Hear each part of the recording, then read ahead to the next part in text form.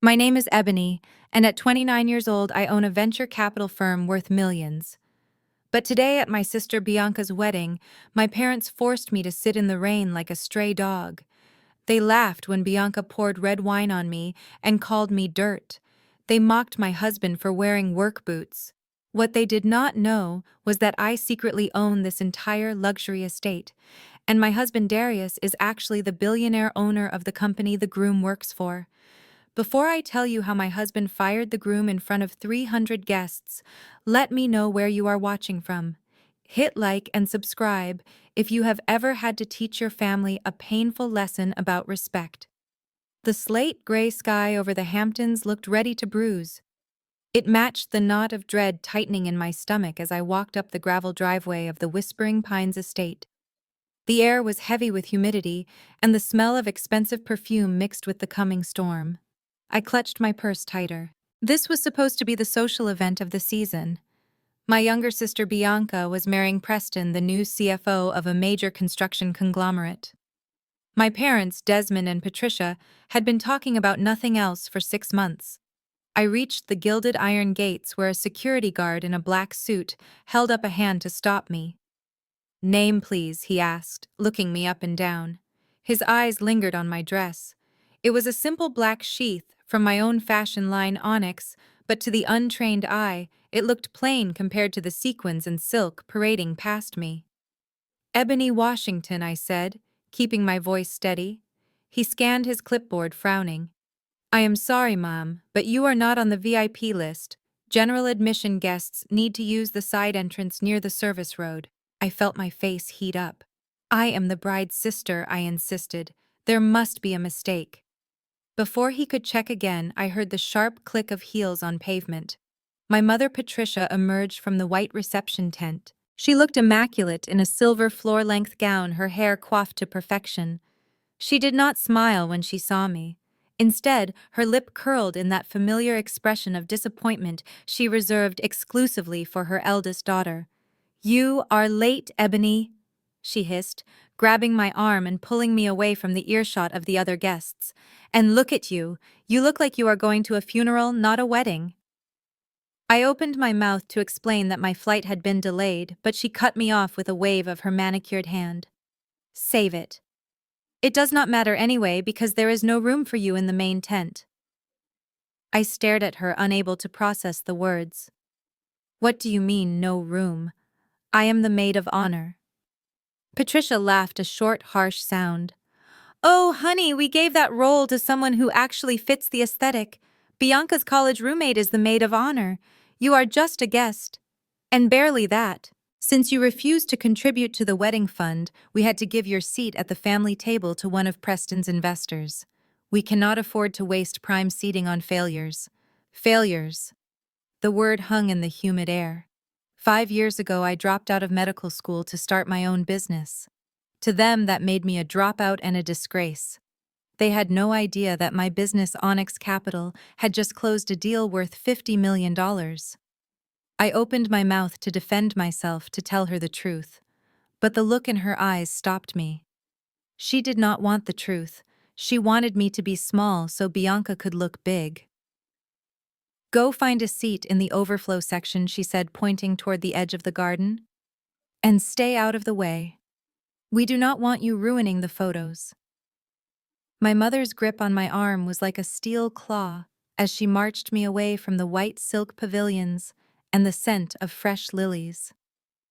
We walked past the rows of gold Chiavari chairs where the other guests were taking their seats. I saw cousins I had not spoken to in years. I saw neighbors from my childhood. They all looked away as we passed, pretending not to see Patricia dragging her grown daughter toward the periphery of the estate. We kept walking until the manicured lawn gave way to rougher grass near the catering trucks. There, sitting alone under a weeping willow tree, was a small, round metal table. It was rusted at the legs, and unlike every other table in the venue, it had no tablecloth, no floral centerpiece, and no chairs. Just the table sitting forlornly in the dirt. "Here," Patricia said, releasing my arm with a shove. "You can sit here. I will have the staff bring you a folding chair." I looked from the rusted table to the glowing white tent 50 yards away. Mom, this is outside the venue. I cannot see the ceremony from here. I cannot even hear the vows. Patricia adjusted her diamond earrings, checking her reflection in her compact mirror. That is the point, Ebony. Preston comes from a very prominent family. His parents are uncomfortable with certain elements of our background. We promised them a flawless event. Having our unemployed daughter sitting front and center does not scream success. It screams charity case. I felt a lump form in my throat. Unemployed? Is that what you tell people? That I am unemployed? Patricia sighed, the sound of a martyr dealing with a difficult burden. Well, we cannot tell them you are a hustler, can we? It sounds so street. Just sit here and be quiet. If you are hungry, the servers will bring out the appetizers after the VIPs have been served. And Ebony. She stepped close, her perfume cloying and sweet. Do not dare try to sneak into the main tent. Security has been instructed to escort you out if you cause a scene. I do not want you embarrassing your sister. This is her day. Try not to make it about your failures for once. She turned on her heel and walked back toward the lights and the music, leaving me standing alone next to the catering dumpsters. The sky above rumbled low and threatening. A single drop of rain landed on my cheek. It felt cold, like a warning. I looked at the rusted table and then back at the tent where my family was gathering. They thought they were hiding their shame. They did not realize they were isolating the only person who could save them from the storm that was coming. I stood by the rusted table for 10 minutes, waiting for the folding chair that never came. The wind was picking up, whipping my hair across my face. Through the gaps in the hedge, I could see the bridal party lining up. Then I saw her. Bianca. My younger sister looked like a princess in a dress that I knew cost more than my parents' annual mortgage payments. It was a custom Vera Wang shimmering with thousands of tiny crystals. She was surrounded by 6 bridesmaids in blush pink, laughing and drinking champagne. When she spotted me lurking by the bushes, her smile vanished instantly. She said something to her bridesmaids and they all turned to look at me, snickering behind their hands. Bianca walked over, her movements graceful and predatory. Well, well, well, she said, her voice dripping with fake sweetness. Look who decided to show up. I thought Mom told you to stay in the back. I just wanted to see you, I said, forcing a smile. You look beautiful, Bianca. She did not return the compliment. Instead, her eyes raked over my black dress with undisguised contempt. Is that what you are wearing? It looks like something you picked up at a discount bin. Did you even try? Actually, this is an original onyx, I said quietly. It is a prototype from my upcoming fall collection. Bianca laughed, a sharp barking sound that made the bridesmaids giggle. Onyx. Is that what you call your little sewing hobby now? God, Ebony, it is so embarrassing. Preston's family is wearing Dior and Chanel, and you are wearing whatever this is. Please just stay out of the photos. I do not want people thinking we are related to the help. She stepped closer, invading my personal space. As she did, she deliberately placed her satin heel on the toe of my shoe, grinding it into the dirt. Oops, she said with zero remorse. Clumsy me. Maybe you should move back further. You are crowding the walkway. I pulled my foot back, biting my tongue. I wanted to scream. I wanted to tell her that my sewing hobby had just been featured in Vogue. I wanted to tell her that the necklace she was wearing was a knockoff, while the simple studs in my ears were flawless diamonds I bought myself. But I said nothing. Not yet. I just looked at her, at the sister I used to carry on my back when we were kids, and realized there was nothing left of that little girl. There was only this cruel, shallow woman who measured worth in labels and validation. You better hurry, I said, my voice flat. It looks like it is going to rain. Bianca glanced at the sky and sneered. It would not dare rain on my wedding. God loves me too much for that, unlike some people. Now get back to your table. You are ruining my view. That was the moment my patience finally snapped. I had taken the insults about my career. I had taken the exclusion from the seating chart. But being told I was unloved by God because I was poor was too much. I stepped forward, my heels sinking into the soft turf. You know, Bianca, I said, my voice rising just enough to carry over the wind. You might be wearing a $10,000 dress, but it cannot hide how ugly you are acting right now. I paid for my own flight here. I cleared my schedule. I came to support you despite everything Mom and Dad have done to me. A little gratitude would not kill you. Bianca's face twisted in rage. She signaled to a passing waiter and grabbed a full glass of red wine from his tray. Gratitude, she spat. You want gratitude. You should be grateful we even let you on the property. You are a stain on this family, Ebony. You are nothing but a dropout who thinks she is better than us because she sells clothes out of a trunk. You want to talk about ugly? Look in the mirror. And with a flick of her wrist, she threw the contents of the glass at me. The dark red liquid splashed across my chest, soaking into the fabric of my dress and running down my legs. It felt cold and sticky. The bridesmaids gasped, but I could hear them laughing underneath the shock. Now you look like what you are, Bianca sneered. Dirt. You are just dirt, Ebony. And dirt belongs outside. As the last drop of wine hit the ground, a crack of thunder shook the ground beneath us.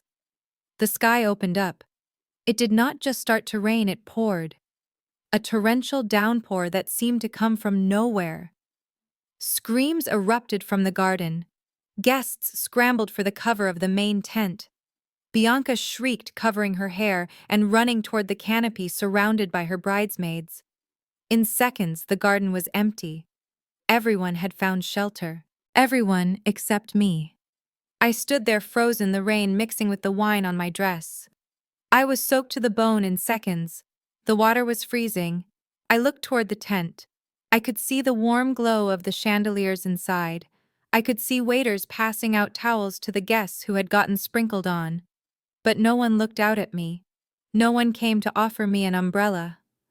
I was alone in the storm, labeled as dirt and treated as less than human by my own flesh and blood. I shivered violently, hugging my arms around myself to preserve some warmth. The rain was relentless, blurring my vision.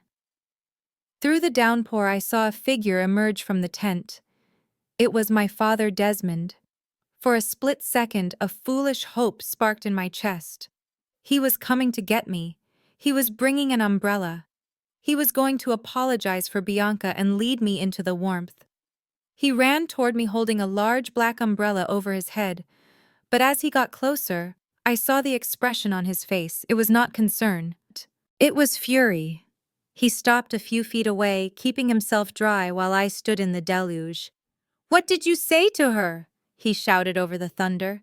"Bianca is in there sobbing. Her makeup is ruined because you upset her. Dad?" "She threw wine on me," I shouted back, pointing at my stained dress. "Look at me. She called me dirt." Desmond did not even look at my dress. "I do not care what she did. It is her wedding day. You are the older sister. You are supposed to absorb it. You are supposed to make things easier, not harder. But you have always been selfish, haven't you? Always making everything about you." He reached into his pocket and pulled out something. He threw it at me. It landed in a puddle at my feet. It was a gray, greasy rag used by the catering staff to wipe tables. "Clean yourself up," he ordered. "Do not let Preston's family see you looking like a drowned rat. It is embarrassing enough that you are here. Do not make it worse." He turned around and walked back to the white picket fence that separated the garden from the service area. He closed the gate, and I heard the distinct click of the latch locking. He turned back one last time. "Stay there until the reception starts. And if I hear one more peep out of you, I will have security throw you out onto the highway. Do you understand me?" He did not wait for an answer. He walked back into the tent, shaking his umbrella and disappearing into the warmth. I looked down at the dirty rag in the mud. I looked at the locked gate. The message was clear. I was not family. I was a problem to be contained. A mess to be hidden. I did not pick up the rag. I just stood there letting the rain wash over me, washing away the last remnants of the love I had held for my father. I dragged the rusted metal chair out from under the willow tree and sat down. The metal was cold against my legs, but I was already numb. As the rain beat down on me, my mind drifted back 5 years. I remembered the day I told them I was leaving Johns Hopkins. I remembered the look of horror on my mother's face, not because she was worried about my future, but because she could no longer brag to her bridge club about her daughter, the future surgeon. "You are throwing your life away," my father had screamed. "You will never amount to anything without a title." They did not listen when I tried to explain my vision. They did not care that I had found a gap in the market connecting minority-owned tech startups with ethical investors. To them, business was for people who weren't smart enough for medicine. So I left. I moved into a studio apartment the size of a closet. I ate instant noodles. I worked 18 hours a day. And I built Onyx Capital from a laptop on a cardboard box. They thought I was struggling because I never asked them for money. They thought I was poor because I drove a sensible car and wore clothes I made myself. They did not know about the penthouse in Manhattan. They did not know that last month Fortune magazine named me one of the most influential venture capitalists under 30. They did not know that the resort we were standing on the Hamptons Hideaway was part of a real estate portfolio I had acquired earlier this year. I had let them have this venue for free anonymously. I had told my management team to approve the application from the wedding of Bianca Washington as a gift, a silent peace offering. I wanted to see if they would treat me with kindness if they thought I had nothing to offer. I had my answer. They treated me like a stray dog because they thought I had no bite. I pulled my phone out of my purse, shielding it from the rain with my body. I had one person left. One person who knew the truth. One person who loved me whether I was a doctor or a pauper. I dialed Darius's number, my wet fingers slipping on the screen. He answered on the first ring, his voice deep and steady, a sharp contrast to the chaos around me. "Baby, tell me you are inside. Tell me you are safe." I tried to speak, but a sob escaped instead. "It is bad, Darius," I choked out. "It is worse than we thought. Mom put me outside in the rain. Bianca threw wine on me and called me dirt. They locked the gate, Darius. They locked me out of the tent like an animal." There was a silence on the other end so heavy it felt like the air pressure dropped. "They did what?" His voice was low, a dangerous rumble that I rarely heard. Suddenly I heard a loud hiss in the background followed by the sound of an engine sputtering and dying. "Damn it," Darius cursed violently. "Baby, listen to me. The truck just overheated. The radiator is blown." I am pulling over to the shoulder. I felt a fresh wave of panic wash over me. "You are stuck. I am alone here." "No, you are not alone," he said firmly. "I am about 2 miles from the gate. I am running the rest of the way." Running. I looked at the torrential downpour. "Darius, you cannot run 2 miles in this storm. It is a monsoon out here." "I do not care if it is a hurricane," he said. "I am not leaving you there alone with those vultures. I will be there in 20 minutes. "Wait," I said, realizing the full implication of his plan. "Darius, you are coming straight from the site, aren't you? You are wearing your work clothes." "Yeah. I have got my steel toe boots on and the high-visibility vest." I did not have time to change after the concrete pour at the new children's hospital. My heart sank. My family already despised him because he drove his late father's old Ford pickup. They thought he was a simple laborer. If he showed up covered in mud, sweat, and concrete dust at a black tie wedding, they would tear him apart. Preston the groom was the new CFO of a construction firm. He was exactly the type of man who looked down on the people who actually built the buildings he managed. "Darius, please do not come like that," I begged. "They will humiliate you. They will treat you worse than they are treating me." "Let them try," Darius growled. "I do not care what they think about my boots or my truck. I care about you.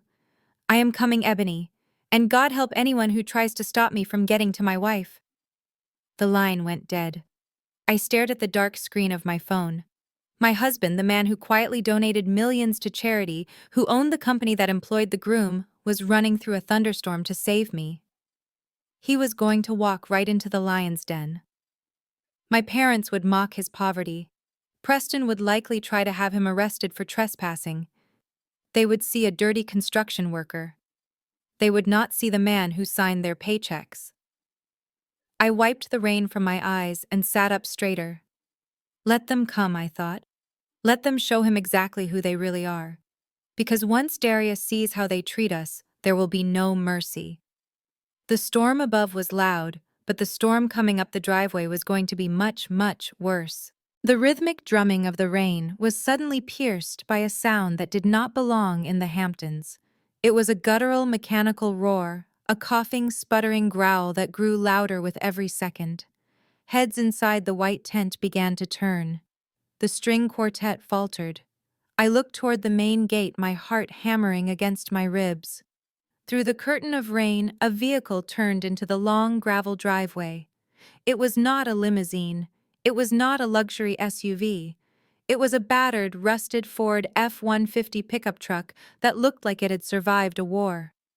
The muffler was clearly broken because the engine noise was deafening, echoing off the manicured hedges and drowning out the polite murmurs of the guests.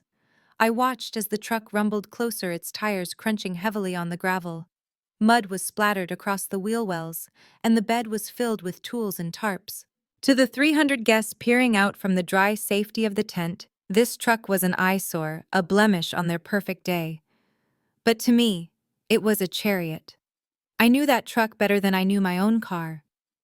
It had belonged to Darius's father, a man who had spent his life pouring concrete foundations. When his father passed away, Darius had inherited the truck along with his work ethic. He kept it running not because he could not afford better, but because it reminded him of where he came from. He had a garage full of Ferraris and Bentleys back in the city, but he chose to drive this relic because it had a heart, just like him. The truck ground to a halt right in front of the main entrance, blocking the path of a sleek Rolls-Royce that had just pulled up. The engine gave one last defiant backfire that sounded like a gunshot before falling silent. The driver's door groaned as it was shoved open. A boot hit the pavement. It was a heavy work boot caked in gray mud and scuffed from years of use. Then came the rest of him. Darius stepped out into the rain, standing tall against the storm. He was not wearing a tuxedo. He was not even wearing a collared shirt. He was dressed in a pair of faded denim jeans that were stained with oil and dirt. His gray t-shirt clung to his chest, dark with sweat and covered in a fine layer of white cement dust. He wore a neon yellow safety vest that seemed to glow in the gloom. He looked exactly like what he was, a man who had just spent 12 hours on a construction site. A collective gasp went through the crowd. I could see my mother Patricia pressing a hand to her chest in horror. Bianca's mouth dropped open. Preston the groom stared with a look of pure revulsion, as if someone had just dumped a load of trash on his wedding cake. They saw a laborer. They saw a failure. They saw a man who did not belong in their world of silk and champagne. But as Darius slammed the truck door shut and locked eyes with me across the garden, I did not see any of that. I saw the only real man in a sea of counterfeits. He wiped the rain from his face, his jaw set in a line of grim determination, and started walking toward the locked gate. He did not look at the valet who was frantically waving at him to move the truck. He did not look at the security guards who were rushing forward. He only looked at me. And in that moment, the rusted truck and the dirty clothes did not matter. All that mattered was that he was here. The storm had arrived. Preston strode out from the dry sanctuary of the white tent, flanked by my parents like a king holding court. He held a crystal flute of champagne in one hand, and with the other he made a theatrical show of pinching his nose shut. His face was twisted in a sneer of absolute disgust as he looked down from the raised marble steps at my husband standing in the rain. "Excuse me," Preston called out, his voice dripping with condescension. "Did someone order a septic tank repair? Deliveries and maintenance are around the back, buddy. You are ruining the aesthetic out here." "My mother," Patricia gasped, pressing a silk handkerchief to her mouth as if the mere sight of Darius might infect her. "Oh God, Desmond," she whispered loud enough for everyone to hear. "Look at him. He is covered in filth. Get him out of here before he touches anything." Darius did not flinch. He did not look at his muddy boots or his stained shirt. He did not look at the security guards moving to intercept him. He looked straight at Preston with a gaze so intense it should have cracked the groom's composure. He stopped at the locked gate, his hands gripping the wet iron bars. "I am not the plumber," Darius said. His voice was calm, deep, and carried a weight that cut through the sound of the falling rain. "And I am not a delivery boy. I am Ebony's husband, and I am here to get my wife." For a second there was silence, the kind of silence that happens right before a bomb goes off. And then the laughter started. It began with Bianca, a high, shrill cackle that pierced the air. Then Preston joined in, shaking his head in disbelief. Finally, my parents and the guests inside the tent erupted into a chorus of mockery.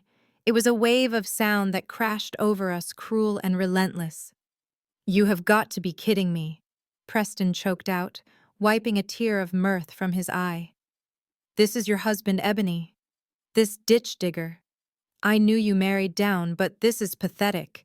He looks like he just crawled out of a sewer." "My father." Desmond shook his head, his face red with second-hand embarrassment. "I told you not to bring him Ebony. I told you he would not fit in. But you never listen. You just had to drag this embarrassment to your sister's special day." The laughter grew louder, feeding on itself. They were not just laughing at Darius. They were laughing at me. At my choices. At the life they thought I led. They saw a man in dirty clothes and assumed he was worthless. They saw a blue-collar worker and assumed he was beneath them. They had no idea that the man they were mocking could buy and sell every single person in that tent 10 times over. I looked at Darius expecting to see anger or shame, but I saw neither. He stood there like a statue, unmoving and unbroken by their scorn. He waited for the laughter to die down, his eyes locked on Preston, and in that look I saw the promise of a reckoning that would silence them all forever. Preston swirled the golden liquid in his glass, his eyes gleaming with a malicious amusement that made my skin crawl. He leaned casually against the wet iron gate, looking at Darius through the bars, like he was observing an animal in a zoo. "You know, I am actually surprised," Preston drawled, his voice smooth and loud enough for everyone to hear. "I always thought you guys were supposed to be, what is the word, athletically gifted, or musically inclined. You know, basketball stars, rappers." He chuckled, a low sound that vibrated with centuries of ugly history. "But here you are playing in the mud like a common laborer. Did the mixtape not drop? Or did you just not have the vertical leap for the NBA? It was a microaggression so sharp it could cut glass, wrapped in the veneer of a joke, but dripping with racism.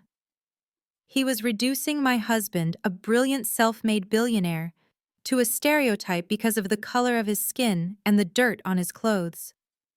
I waited for my parents to step in. I waited for Desmond, who had marched in civil rights protests in his youth, to shut this man down. I waited for Patricia, who always bragged about our heritage, to defend her son-in-law. But they did nothing. Worse than nothing, they joined in. My father shook his head, his face twisted in a grimace of pure shame, not for Preston's bigotry, but for Darius's presence. "I told you," Ebony Desmond shouted over the rain, avoiding Darius's eyes completely. "I told you that you needed to marry someone with ambition, someone who fits in. Instead, you bring this spectacle to our doorstep. We are trying to elevate this family, and you keep dragging us back down to the gutter." My mother, Patricia, looked at Preston with an apologetic smile, desperate to distance herself from us. "Oh, Preston, please forgive us," she pleaded. "We had no idea he would show up looking like a vagrant. We raised Ebony better than this. She just has a taste for the lowlife, I suppose. It is not our fault." I felt a scream building in my throat. My parents were so desperate to be accepted by this white, wealthy family that they were willing to swallow their own dignity and feed us to the wolves. They looked at Preston and saw a savior, a ticket to the upper echelon of society.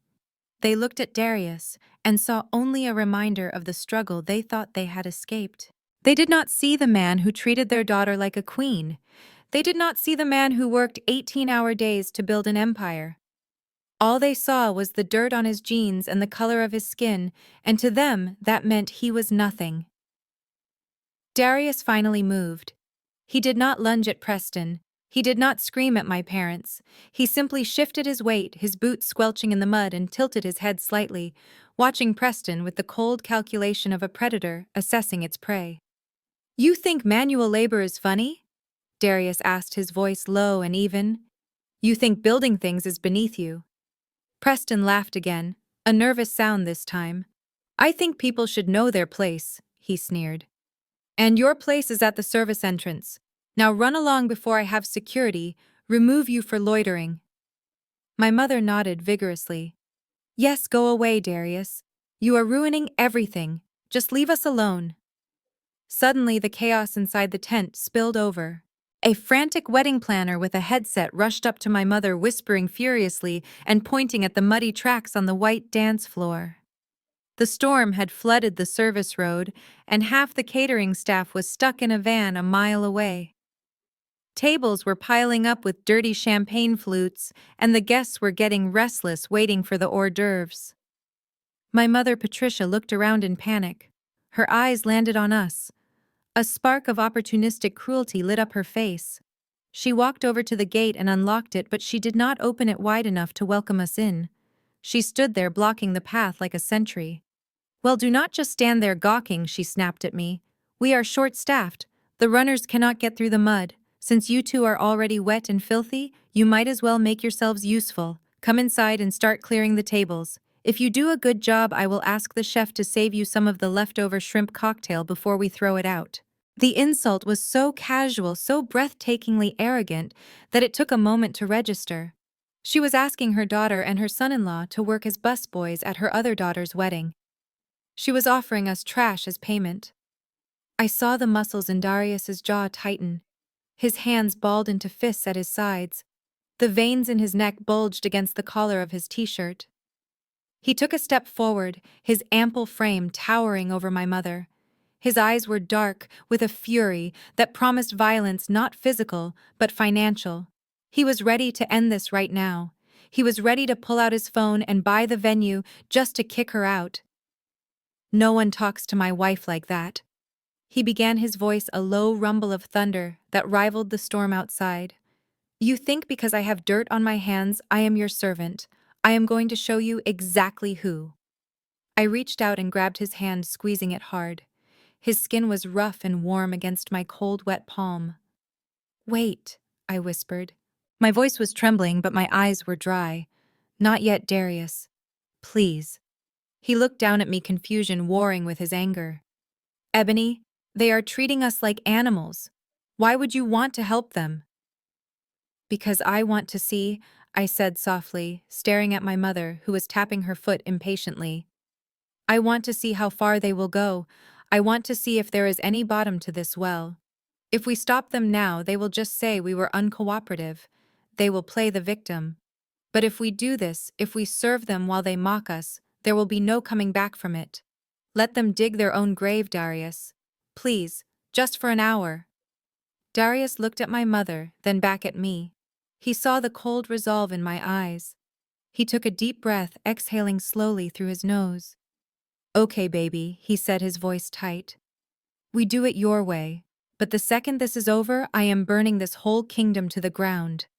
"Fine," my mother barked, oblivious to the dangerous current running between us.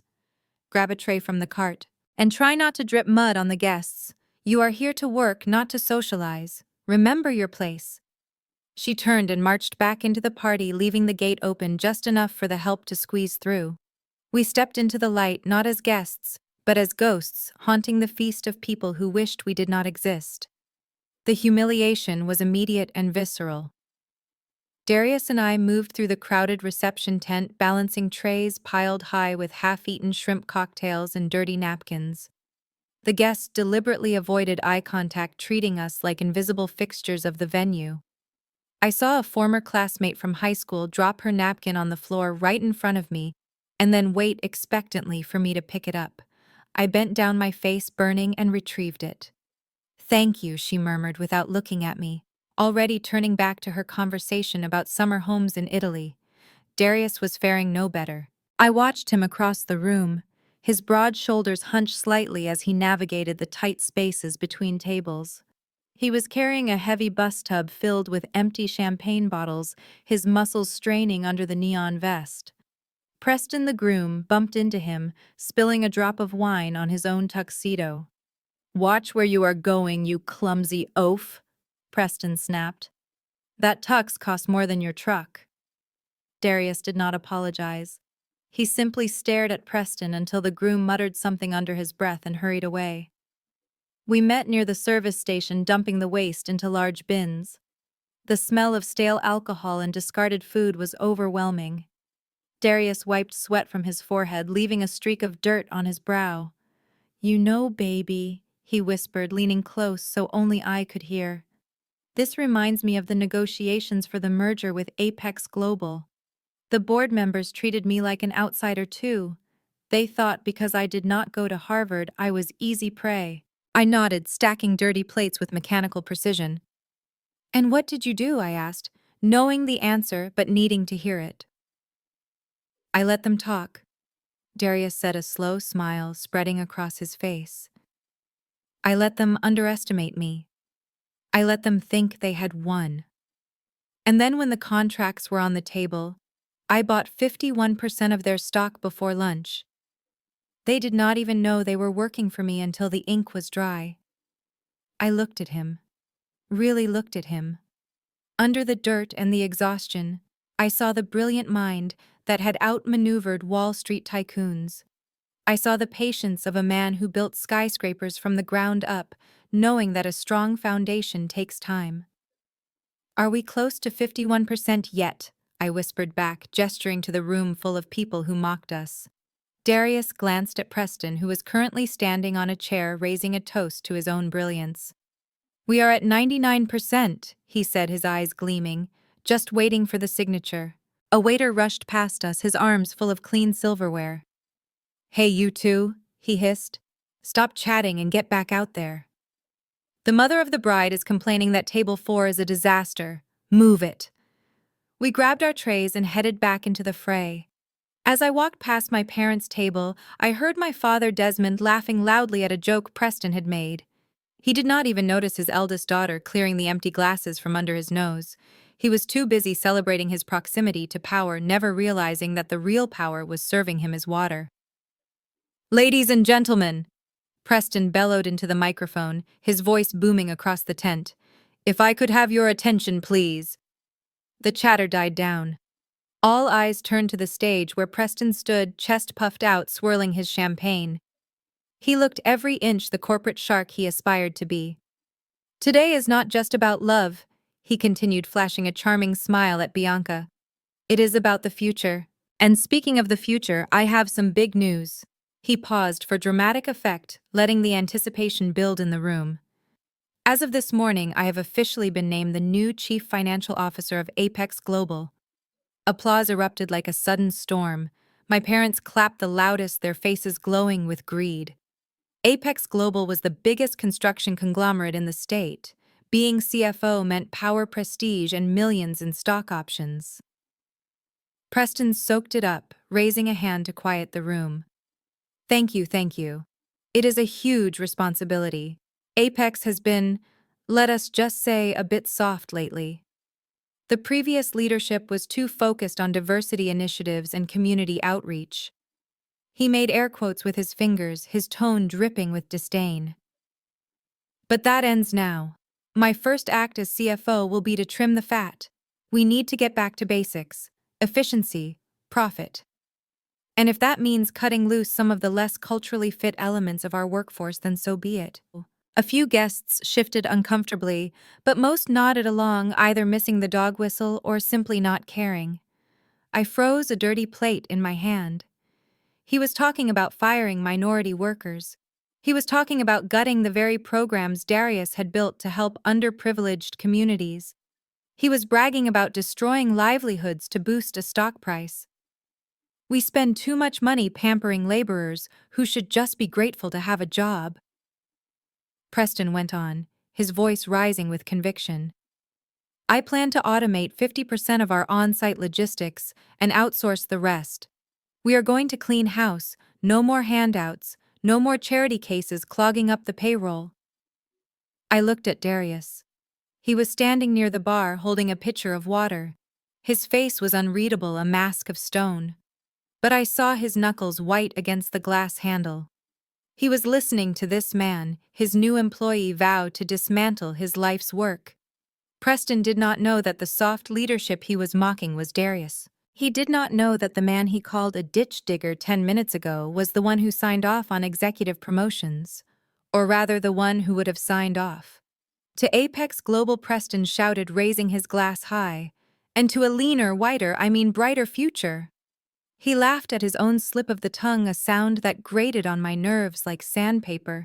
The crowd laughed with him, a sycophantic chorus fueling his ego. My father leaned over to my mother and whispered loudly, "Finally, a son-in-law with real vision." I felt sick.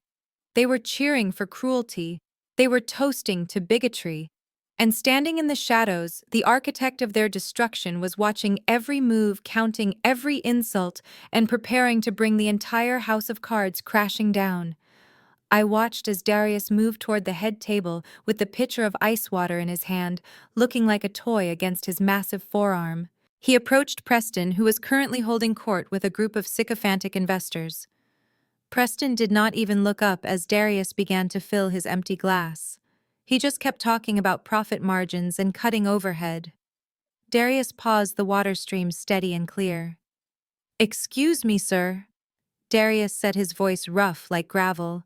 I could hear the forced deference in it, a tone he had not used since he was a teenager working summer jobs. "I heard something about Apex Global. Is it true the chairman started as a laborer? I heard he really values the guys on the ground." Preston stopped mid-sentence. He turned slowly, looking at Darius with a mixture of amusement and irritation. He clearly could not believe the help was speaking to him. "You heard that, did you?" Preston chuckled, taking a sip of the water Darius had just poured. "Well, let me tell you something about rumors, my friend. They are usually started by people who wish they were in charge. Yes, the chairman has a cute little backstory about pulling himself up by his bootstraps. It plays well with the PR department, but between you and me, he is history." Darius's face remained impassive, but I saw his eyes narrow slightly. "History," Darius repeated. "I thought he built the company." Preston waved a hand dismissively as if swatting away a fly. "He built the foundation, sure. But he is a dinosaur, an old senile man who is too afraid to make the hard choices. He is a figurehead, a mascot. He sits in his office and lets the real sharks run the water. And now that I am CFO, I am the shark. I am the one who holds the real power." I held my breath. Preston was digging his own grave with a shovel made of pure ego. He was calling a 32-year-old man an old dinosaur. He was calling the most ruthless negotiator in the industry a senile figurehead. He had absolutely no idea who was standing right in front of him. Darius leaned in slightly, just an inch. "So you are saying the chairman is on his way out?"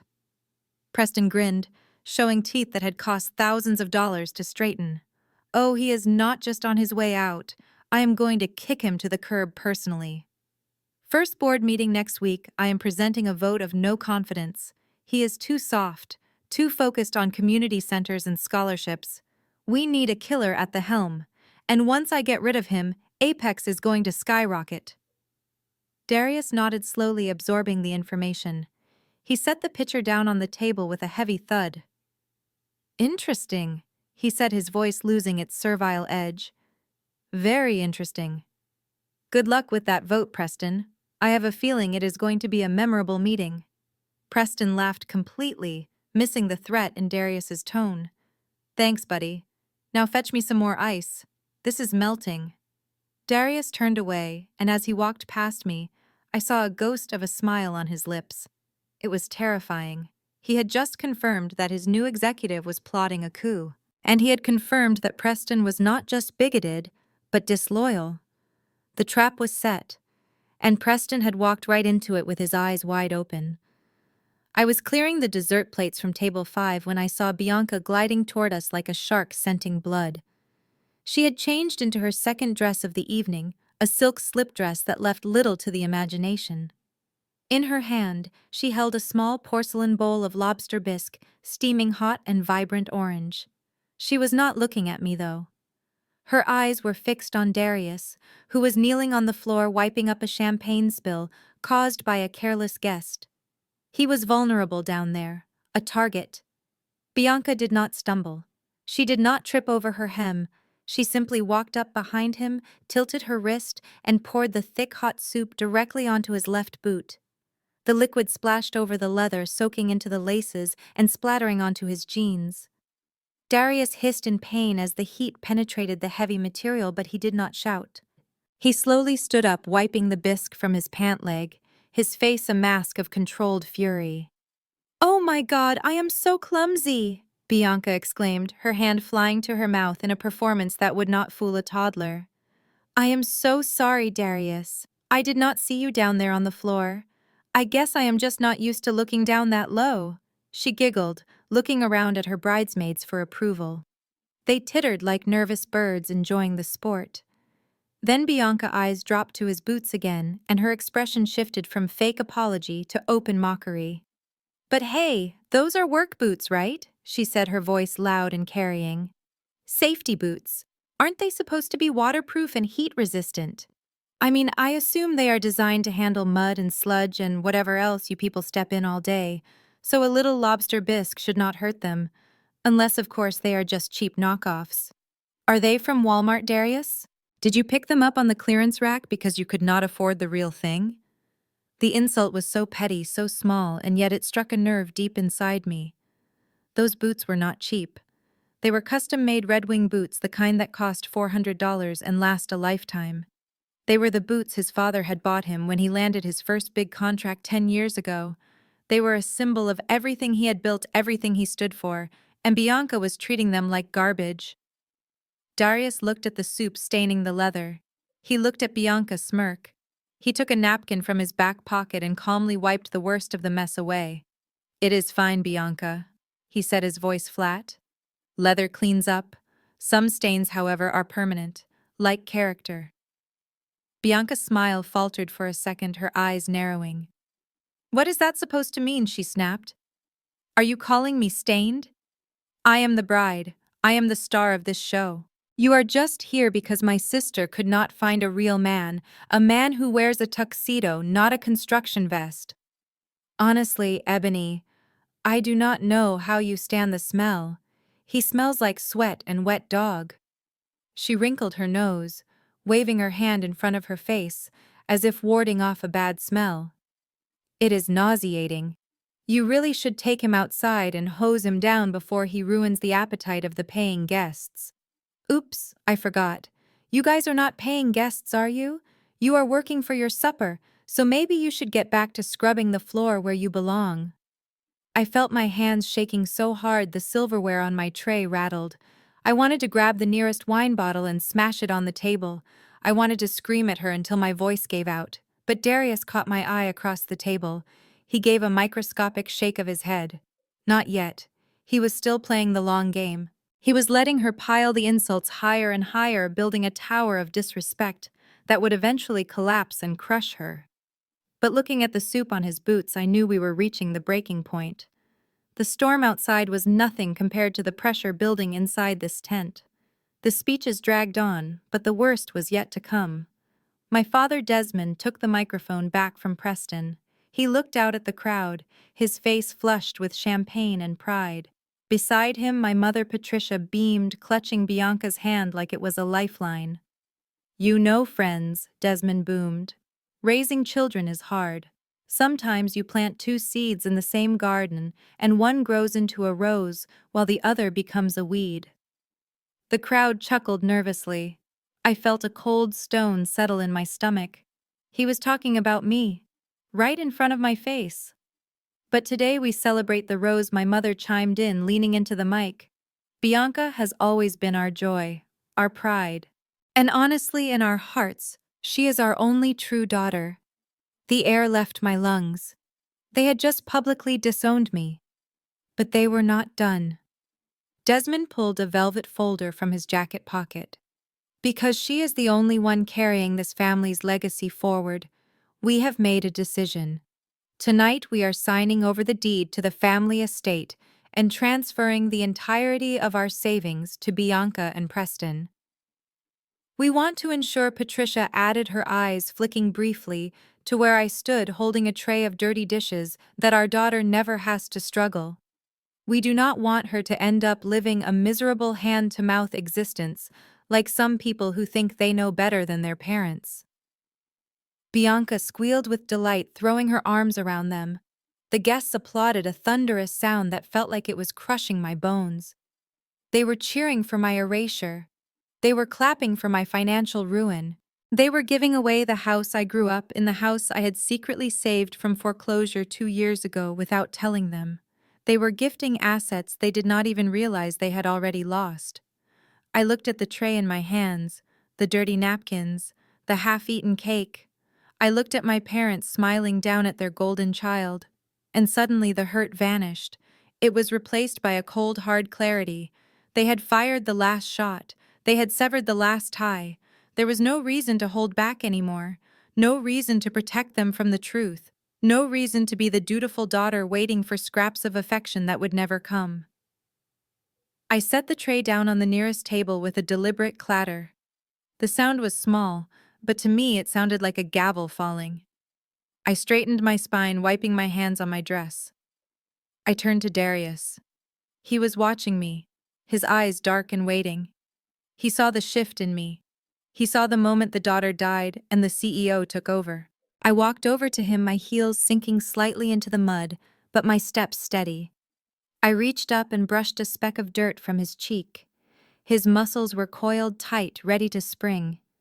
I looked him dead in the eye and spoke the words that would end their world. "It is time, baby. Burn it down." My mother, Patricia, was crying tears of joy as she pulled a small, ornate box from her clutch. Inside, nestled on black velvet, was a heavy iron key. It was old, rusted in places, but to everyone in our family, it was iconic. It was the key to the sprawling colonial house in Oak Bluffs where I had grown up. The house that had been in our family for 3 generations. This house, Patricia sobbed into the microphone, is more than just wood and stone. It is our history. It is where your father and I built our lives, and now, it is where you and Preston will build yours. We want you to raise our grandchildren there, surrounded by love and legacy. It is the greatest gift we can give you. Bianca gasped, covering her mouth with her hands. "Oh my God," she shrieked. "The house! You are giving us the house! This is amazing!" Preston grinned like a Cheshire cat, already calculating the property value in his head. He leaned in and kissed my mother on the cheek. "Thank you, Patricia." "Desmond, this is incredibly generous. We will take good care of it. I promise." The crowd erupted again. People were standing up, clapping, whistling. It was the perfect moment. The passing of the torch. The ultimate act of parental love. And it was a lie. A complete fabrication. I watched them celebrating their grand gesture, and I felt a cold calm settle over me. I knew something they did not. I knew the secret they had been hiding for 2 years. I knew why my father had been so desperate to marry Bianca off to a wealthy man. They were broke. They had leveraged everything they owned to maintain their lifestyle, and the house was the first casualty. But they had not told Bianca that. They were gifting her a ticking time bomb. I walked toward the stage, my movements deliberate. I did not rush. I did not shout. I just walked up the stairs, my heels clicking on the wooden planks. The sound cut through the applause like a knife. People started to notice me. The clapping faltered, then died out. Bianca turned her smile freezing when she saw me standing there in my stained dress. "What do you think you are doing?" she hissed. "Get off the stage, Ebony. You have ruined enough." I ignored her. I walked straight to the microphone stand where my father was still beaming. I reached out and took the mic from his hand. He was so surprised he did not even resist. I tapped it once to make sure it was on. The feedback squeal made everyone wince. "Wait a minute," I said, my voice amplified and echoing across the silent garden. "Before you pop the champagne, there is something everyone needs to know." I looked at my parents. Their faces were masks of confusion and fear. I looked at the key in the velvet box. "That is a beautiful gesture, Mom, Dad. Truly touching. But there is just one small problem. You cannot give away something you do not own." The silence was absolute. You could hear the rain dripping off the tent canvas. My father stepped forward, his face turning purple. "What are you talking about, Ebony? Get down from there. You are drunk." "I am not drunk, Dad," I said calmly. "I am just informed. You see, everyone here thinks you are gifting Bianca a family legacy. But the truth is, you lost that house 2 years ago. You mortgaged it to the hilt to pay off your gambling debts, Dad. And when you defaulted, the bank foreclosed." Gasps rippled through the crowd. My mother looked like she was going to faint. "That is a lie," she screamed. "It is a lie." "Is it?" I asked, pulling a folded document from the pocket of my dress. I held it up. "This is the foreclosure notice from First National Bank, dated 24 months ago. It lists the property at 112 Oak Bluffs Avenue as seized assets. You have been renting it back from the bank ever since, pretending you still owned it. Pretending you were still the lords of the manor. But the lease is up next month, and you have nowhere to go. That is why you are giving it to Bianca. You are hoping Preston will pay the rent." Preston looked at my father, his eyes wide with betrayal. "Is this true, Desmond? Did you try to pawn off a foreclosed house on me?" My father stammered, unable to form a coherent sentence. "It was a temporary setback," he mumbled. "We were going to buy it back, with what I asked. Your credit is ruined. You have no assets. You are destitute, and you just tried to trick your favorite daughter into taking on your debt." "Happy wedding day, Bianca. Welcome to the real legacy of this family, lies and bankruptcy." My father Desmond let out a boisterous laugh that sounded forced and brittle. He looked out at the confused crowd and spread his arms wide, trying to regain control of the narrative. "You have to forgive my daughter, everyone." He boomed, his voice shaking slightly.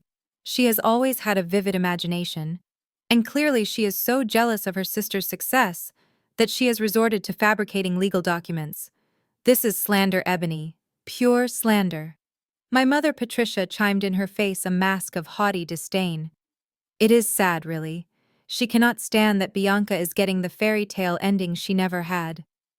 Darling, put that fake paper away before you embarrass yourself any further. You are making a fool of yourself." I watched them deny reality, standing there in their expensive clothes that were likely bought on credit. They truly believed they could talk their way out of this. They thought their social standing and their arrogance were shields that could deflect the truth. But I had come prepared. I knew they would call me a liar. I knew they would try to gaslight me in front of 300 people. That was why I had not just brought a piece of paper. I walked over to the audio-visual cart at the side of the stage, where the laptop controlling the wedding slideshow sat. The tech guy tried to block me, but one look from Darius, who had moved to the bottom of the stairs, made him step aside. I pulled the HDMI cable from the laptop and plugged it into my phone. The giant LED screen behind the stage flickered. The looping video of Bianca and Preston frolicking on a beach disappeared. In its place, a high-resolution PDF appeared, projected 10 feet tall for everyone to see. Gasps rippled through the audience. It was not a forgery. It was a bank statement from First National Bank, scanned and enlarged. The header was unmistakable. The account names were Desmond and Patricia Washington, and the numbers were in bold red ink. I tapped my phone screen, zooming in on the transaction history. "Let us look at the details, shall we?" I said, my voice cutting through the stunned silence. "Here we see the initial second mortgage taken out 2 years ago. $400,000, a lot of money. You told everyone you were investing in a new business venture. But if we look at the transfer records right here, we see where that money actually went." The screen shifted to show wire transfers. MGM Grand, Caesar's Palace, the Borgata. Dozens of transactions totaling nearly $500,000. You did not invest in a business, Dad, I said, looking at him. You gambled it away. You spent your children's inheritance at the blackjack tables in Atlantic City and Las Vegas. And when the money ran out, you stopped paying the mortgage. I swiped to the next document. A foreclosure notice dated 30 days ago. Final judgment. Eviction scheduled for next week. The bank has already seized the title, Mom. You do not own the house. You do not own the furniture inside it. You do not even own the clothes on your back because you put them on credit cards you have defaulted on. You are standing here playing the role of benevolent benefactors gifting a legacy to your golden child, but the only thing you are giving Bianca is a trespassing charge if she tries to move in. My mother made a sound like a wounded animal. She looked at the screen, then at the horrified faces of her friends, and finally at Preston's parents, who looked ready to call the police. The facade was gone. The ugly truth was projected in high definition, looming over them like a tombstone. They were not wealthy socialites. They were destitute addicts who had lied to everyone they knew. And I was the only one with the receipt. The silence that followed was absolute. It was the kind of silence that happens when a bomb goes off, but the sound has not caught up to the shockwave yet. 300 people stared at the screen, then at my parents, and finally at me. My father was the first to break it. He started to laugh, a frantic, unhinged sound. "This is ridiculous," he sputtered. "Even if the bank took the house, it is just a temporary setback. Some faceless corporation owns it now. We can negotiate with them. We can work out a deal. We have connections." I shook my head slowly, pity mixing with my anger. "You really do not get it, do you, Dad? You think you can just charm your way out of this. But banks do not care about charm, they care about assets. And when your loan went into default when the property went to auction last month, there was only one bidder, one entity willing to take on your toxic debt." I tapped my phone one last time. The screen changed again. This time it showed a deed transfer document. The date was recent, just 2 weeks ago. The seller was First National Bank, and the buyer was highlighted in neon yellow, Onyx Capital Holdings. A murmur ran through the crowd. Some of the guests, the ones in finance or tech, recognized the name. They whispered to their neighbors, pointing at me. Onyx Capital. Preston muttered, his face pale. "That is the venture capital firm that has been disrupting the market. They are huge. Why would they buy a foreclosed house in Oak Bluffs? Because the CEO wanted to save her childhood home?" I said, my voice ringing clear across the garden. I looked at my mother. "You called me a failure, Mom. You called me a dropout. You told everyone I was unemployed. But you never asked what I was doing with my time. You never asked about the late nights or the business trips. You just assumed that because I did not follow your path, I was lost. Well, I was not lost. I was building. I founded Onyx Capital 5 years ago with nothing but a laptop and a dream. And today, that company is worth $300 million. And one of its assets is the house you are currently living in." My mother's knees gave out. She grabbed onto the podium for support, her face a mask of pure horror. "You," she whispered, "you own the house." "Yes," I said. "I bought the debt. I paid off the arrears. I stopped the eviction. Not because you deserved it, but because I could not bear to see the place I grew up in sold to strangers. I saved you from homelessness, Mom. The daughter you called dirt. The daughter you forced to sit in the rain. I am the only reason you still have a roof over your head." Preston looked from the screen to me, his eyes wide with a dawning realization. "Wait," he said, his voice trembling. "If you are the CEO of Onyx Capital, then that means—" He did not finish the sentence. He did not have to. The realization was spreading through the crowd like wildfire. The woman they had mocked, the woman they had treated like a servant, was the most powerful person in the room. And she was holding the deed to their destruction. The air was thick with tension, a physical weight pressing down on everyone. And in that silence, the sound of the rain seemed to stop, replaced by the thunderous beating of hearts, realizing they had bet on the wrong horse. Preston's face turned a shade of crimson that rivaled the wine stains on my dress. The humiliation was too much for his fragile ego to handle. He had just been exposed as a fool who was marrying into a bankrupt family, and worse, he had been outsmarted by the woman he had spent the last 3 hours mocking.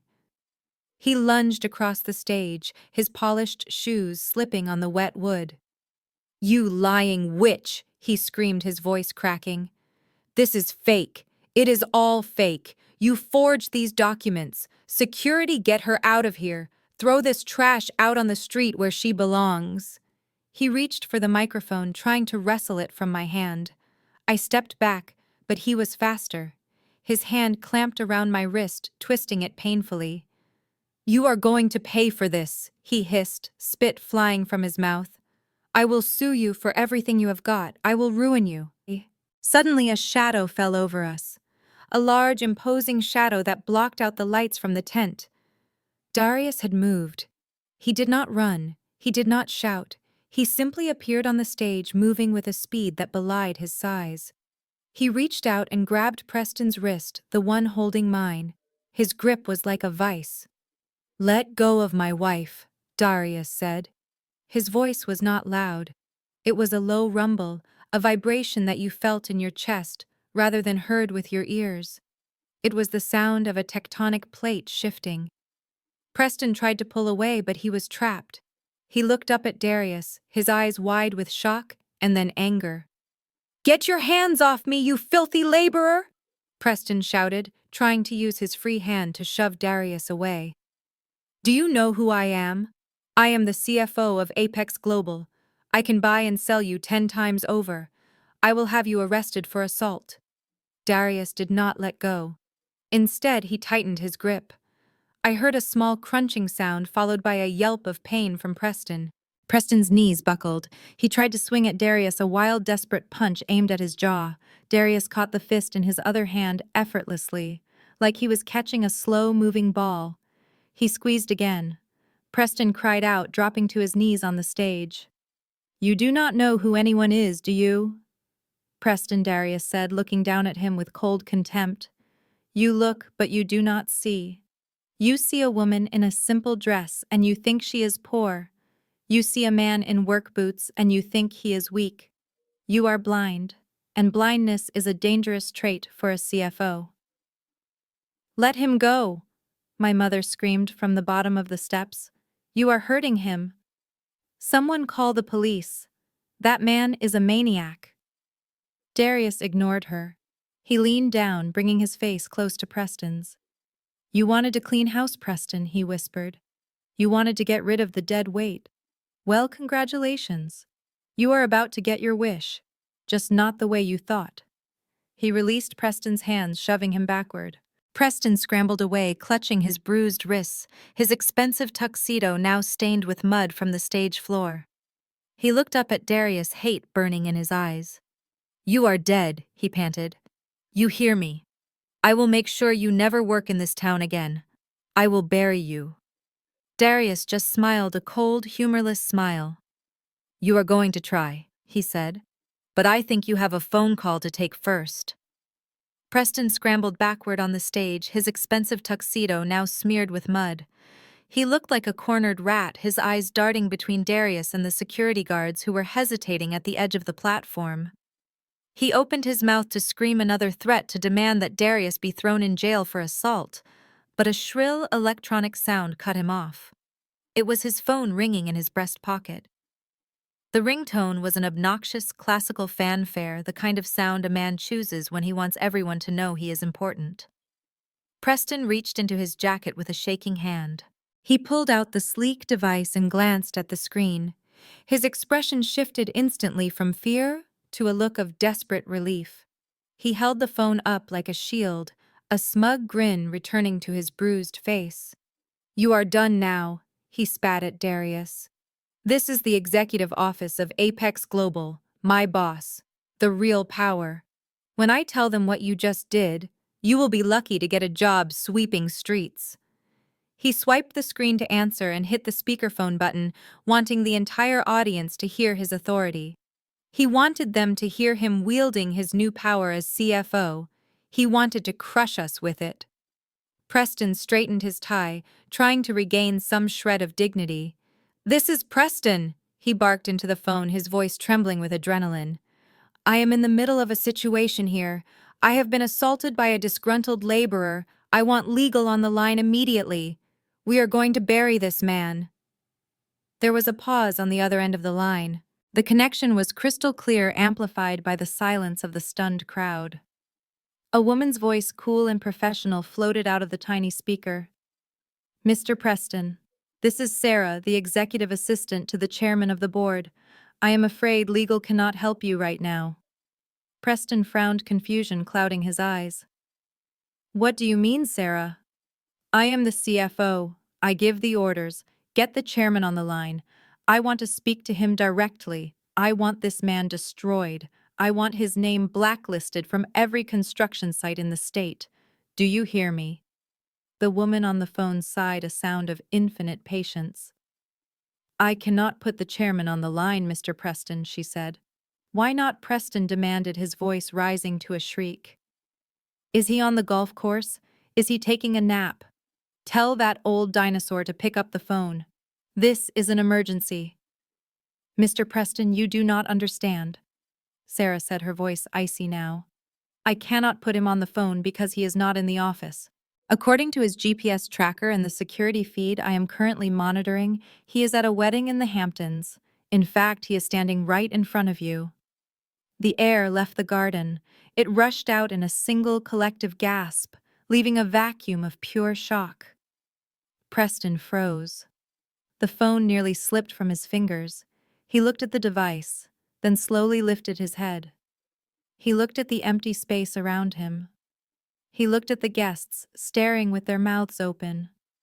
And then finally his gaze landed on Darius. Darius, who was standing 5 feet away, watching him with a face like carved granite. Darius, who was wearing dirty work boots and a neon vest. Darius, who had just crushed his wrist with one hand. The realization hit Preston like a physical blow. His knees buckled. He shook his head, denial warring with the terrifying truth. "No," he whispered. "No, that is impossible. He is just a laborer. He drives a truck. He is poor." Sarah's voice came through the speaker one last time, sharp as a guillotine blade. "Hand the phone to Chairman Washington, Mr. Preston. He wants to have a word with you about your employment status, and I suggest you listen very carefully."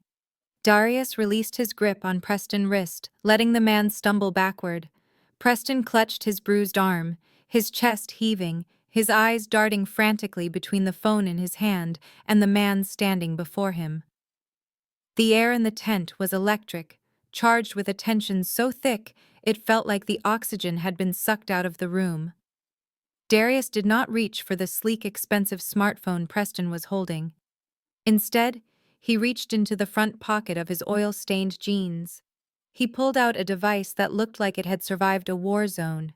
It was a rugged, heavy-duty smartphone with a cracked screen and a thick rubber case coated in dried gray cement. The screen was illuminated, showing an active call interface. With a movement that was deliberate and agonizingly slow, Darius pressed his thumb against the red icon on his screen. At that exact second, the call on Preston's speakerphone cut out with a sharp electronic beep. The silence that followed was absolute. It was the sound of a guillotine blade hanging suspended in the air, waiting to drop. The connection was undeniable. Sarah had not just been on the line with Preston, she had been on a conference call with Darius the entire time. She had heard everything. "You can put the phone away, Preston," Darius said. His voice had changed. It was no longer the rough, gravelly tone of a tired construction worker. It had smoothed out, becoming cold, precise, and terrifyingly authoritative. It was the voice of a man who commanded armies, the voice of a man who moved billions of dollars with a single word. "I believe Sarah has concluded her portion of the meeting. Now it is my turn." Darius took a step forward, his heavy boots thudding against the wooden stage. He did not look like a laborer anymore. Despite the dirt and the vest, he looked like a king in exile reclaiming his throne. In the span of exactly 60 minutes, you have managed to violate 3 separate critical clauses of your non-disclosure agreement and 2 fundamental canons of our corporate ethics policy. He held up one calloused finger. First, you publicly discussed confidential internal strategy regarding the board of directors and a potential hostile takeover before any vote was cast. You announced plans to oust the chairman to a room full of civilians. That is not just a breach of contract, Preston. That is disseminating insider information. That is a federal crime. He held up a second finger, his eyes boring into Preston's soul. Second, you openly declared an intent to violate federal equal employment opportunity laws by targeting specific demographics for termination based on race and cultural fit. You announced a plan to purge the company of the very diversity that made it strong. My legal team has been listening to the audio feed from my pocket. They have already drafted the termination paperwork for cause. He held up a third finger. And finally, you engaged in conduct unbecoming of an executive officer by physically assaulting the spouse of a majority shareholder. You grabbed my wife, you twisted her arm, and you did it while representing Apex Global. Darius lowered his hand. I built Apex Global on a foundation of integrity. I built it with these hands. He held up his dirt-stained palms for the crowd to see. I started pouring concrete when I was 18 years old. I know every bolt, every beam, and every worker in this company. And you stand here in a rented tuxedo drinking champagne you cannot afford and think you have the right to tear it down. You called me a dinosaur, Preston. You called me a figurehead. Well, you are about to learn a very painful lesson. Fossils are hard. And this dinosaur still has teeth. Preston looked as if he had stopped breathing. His face was no longer red with anger. It was a sickly shade of gray, like wet ash. The name hung in the air between them, heavy and suffocating. Darius Washington, the founder, the legend, the man whose name was on the building Preston worked in, the man whose signature was on the paychecks Preston cashed. It was impossible. It had to be a nightmare. Preston took a stumbling step back, his polished shoes skidding on the wet stage. He looked at the dirty boots again, but this time he did not see poverty. He saw the eccentricities of a genius. He looked at the cement dust on the t-shirt and saw the hands-on leadership style the business journals always raved about. The pieces fell into place with a sickening click. No, Preston whispered, his voice barely audible over the sound of the wind rattling the tent flaps. No, you cannot be him. Darius Washington is a myth. He does not come to weddings in the Hamptons dressed like this. He does not marry her. He gestured weakly toward me, his hand trembling so violently he could barely keep it lifted. Darius took another step forward, invading Preston's personal space with the sheer force of his presence. I am exactly who I say I am, Preston. And I am exactly where I need to be. Standing next to my wife. Protecting my company from a liability like you. You wanted to meet the chairman. You wanted to look him in the eye and tell him he was a dinosaur. Well, here I am. Look at me. Preston could not look. He dropped his gaze, staring at the floor like a scolded child. I did not know, he stammered. Sir, I was just joking. It was a misunderstanding. I have so much respect for your vision. I can fix this. Please. This is my wedding day. Darius did not blink. His expression did not soften. There is nothing to fix, he said. The damage is done. And as for your wedding day, consider this my gift to you. The gift of consequences. You are fired, Preston, effective immediately. You are stripped of your title, your stock options, and your security clearance. You will not set foot in Apex Global headquarters again, not even to collect your personal effects. Security will box them up and leave them on the curb. Preston let out a strangled sob. You cannot do that. I have a contract. You had a contract, Darius corrected.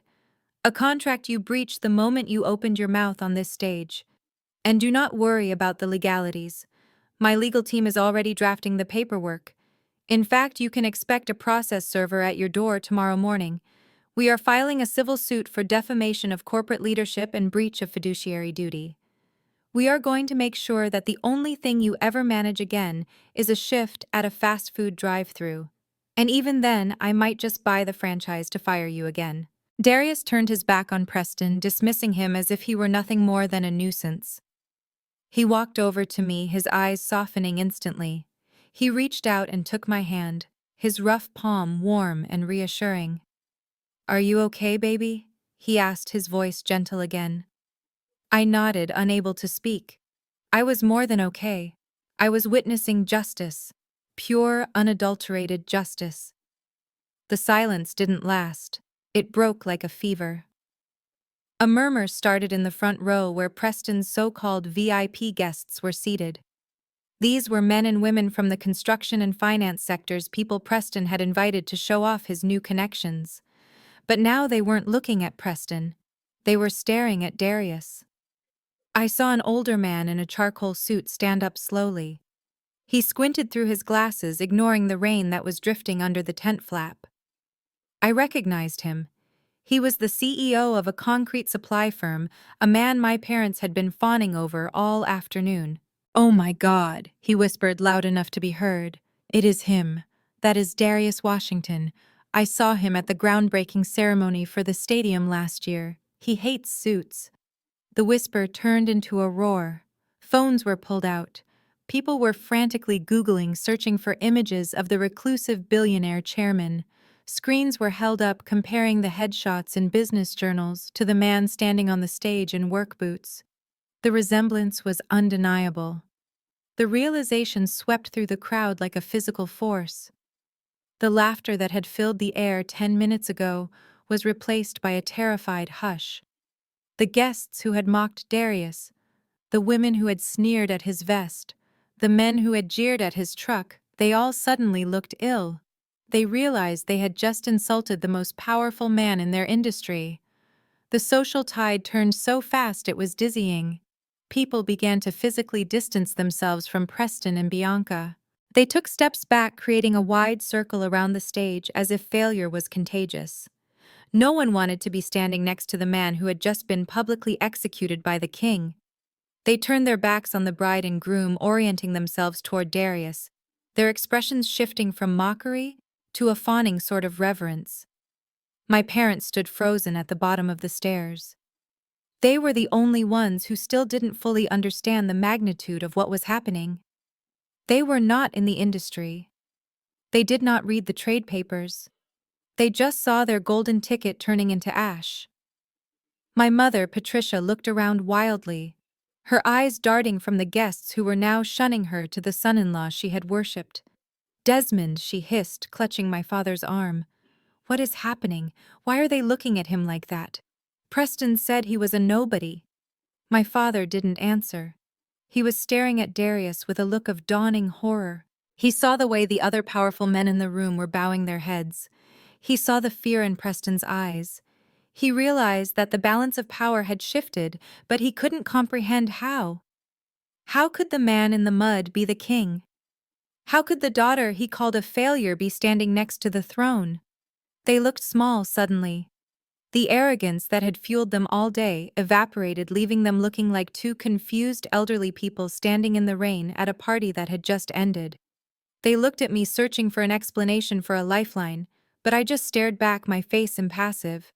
They had chosen their side. Now they had to live on it. Bianca let out a scream that sounded like glass shattering. It was a sound of pure, unadulterated denial. She looked at Preston cowering on the floor, and then at Darius standing like a titan. Her brain simply refused to process the information. It rejected the new reality where she was not the princess and I was not the pauper. "No," she shrieked, her face twisting into an ugly mask of rage. "This is a lie. This is all a sick joke. You are lying, Ebony. You hired these people. You put that fake document on the screen. And him." She pointed a shaking finger at Darius. "He is a nobody. He is a bricklayer. I saw his truck. It is a piece of junk." She stomped across the stage, her white dress now trailing in the mud that Preston had tracked up. She looked deranged, her perfect hair coming undone in the wind.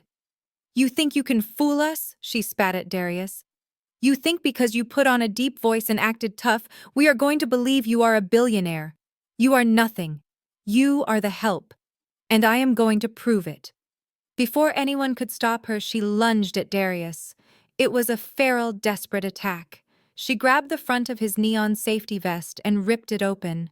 The Velcro tore with a loud ripping sound that echoed through the silent tent. She clawed at his gray t-shirt, trying to tear it away as if she expected to find a costume label underneath. She wanted to expose the fraud. She wanted to reveal the cheap undershirt of a poor man. "Get off me," Darius said, his voice calm but firm. He did not strike her. He simply caught her wrist to stop her from scratching him. But in the struggle, as she pulled and clawed, the sleeve of his t-shirt rode up his forearm.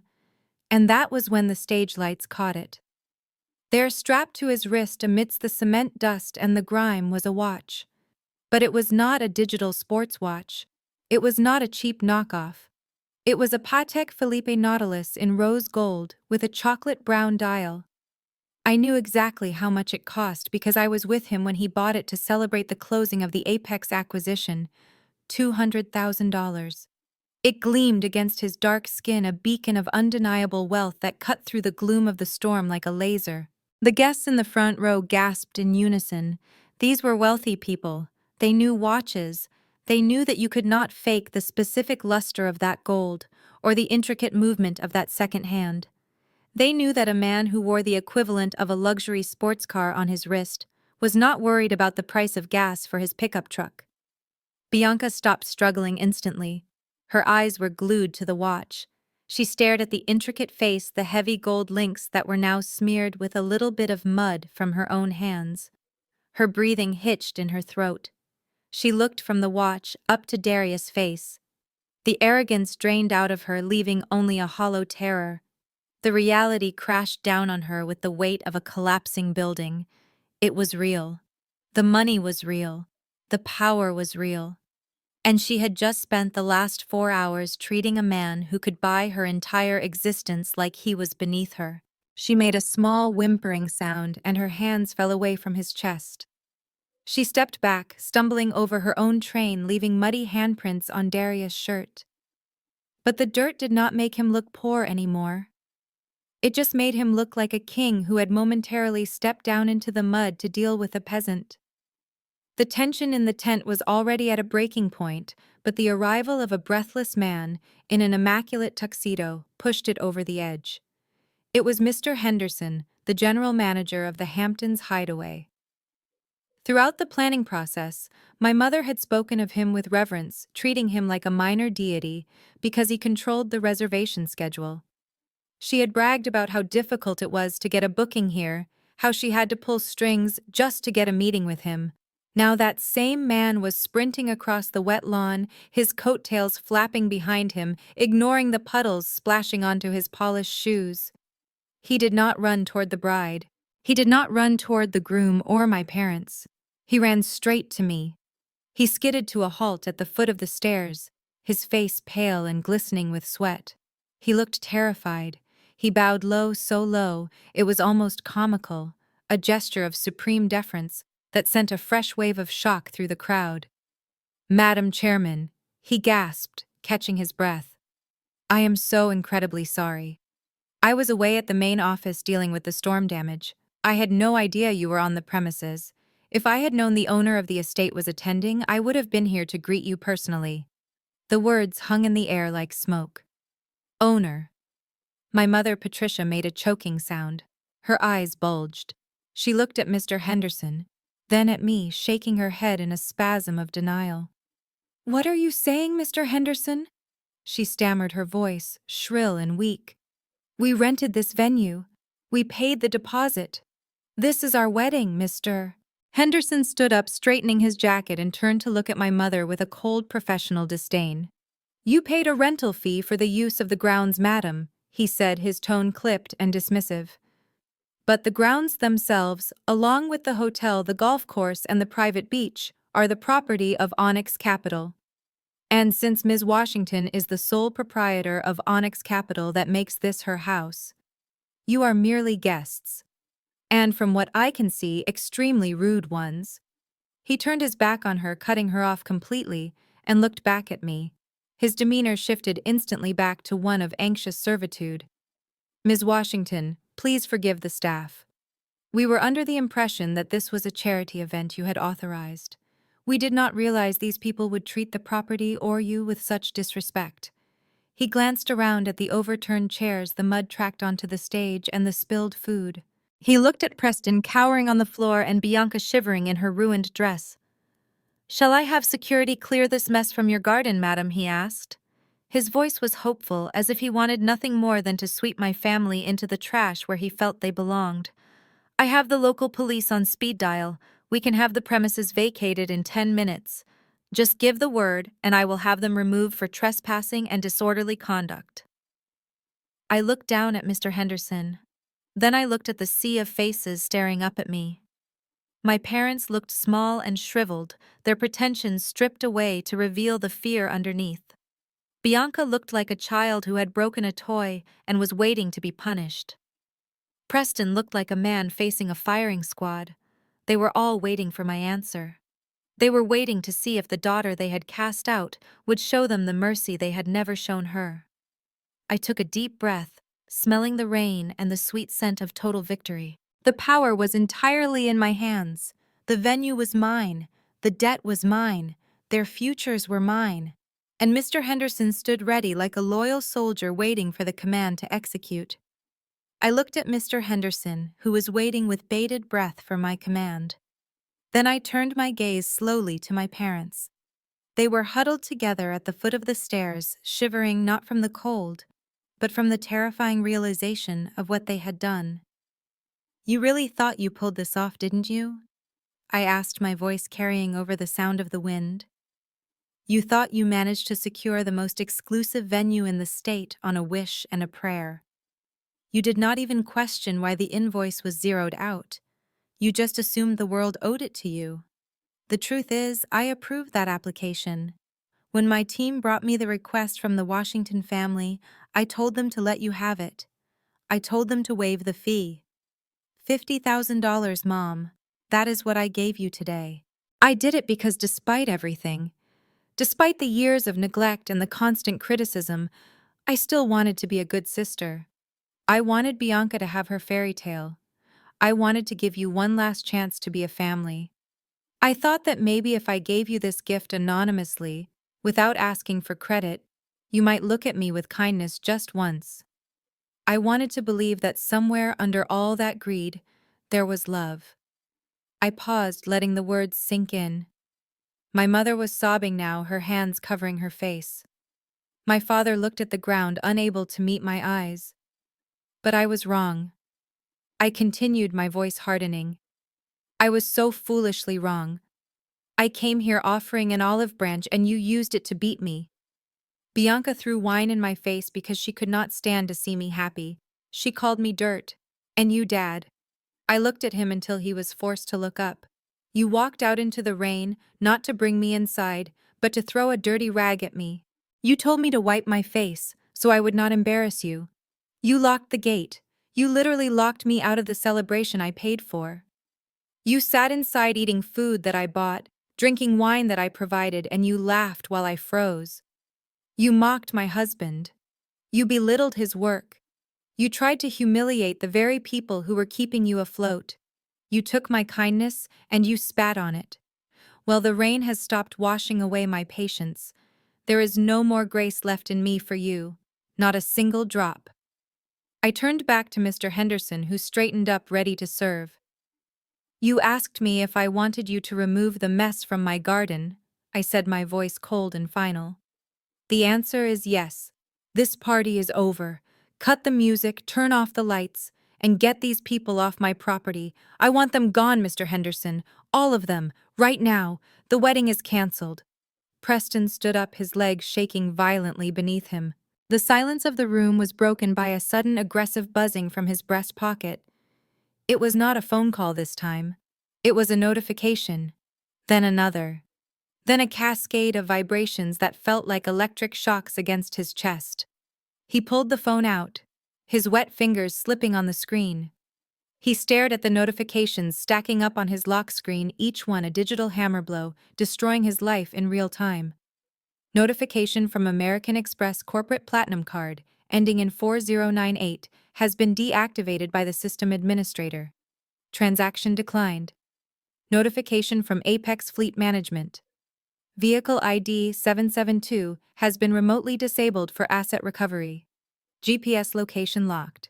Tow truck dispatched. Notification from Apex Human Resources. Your access to the company server has been revoked.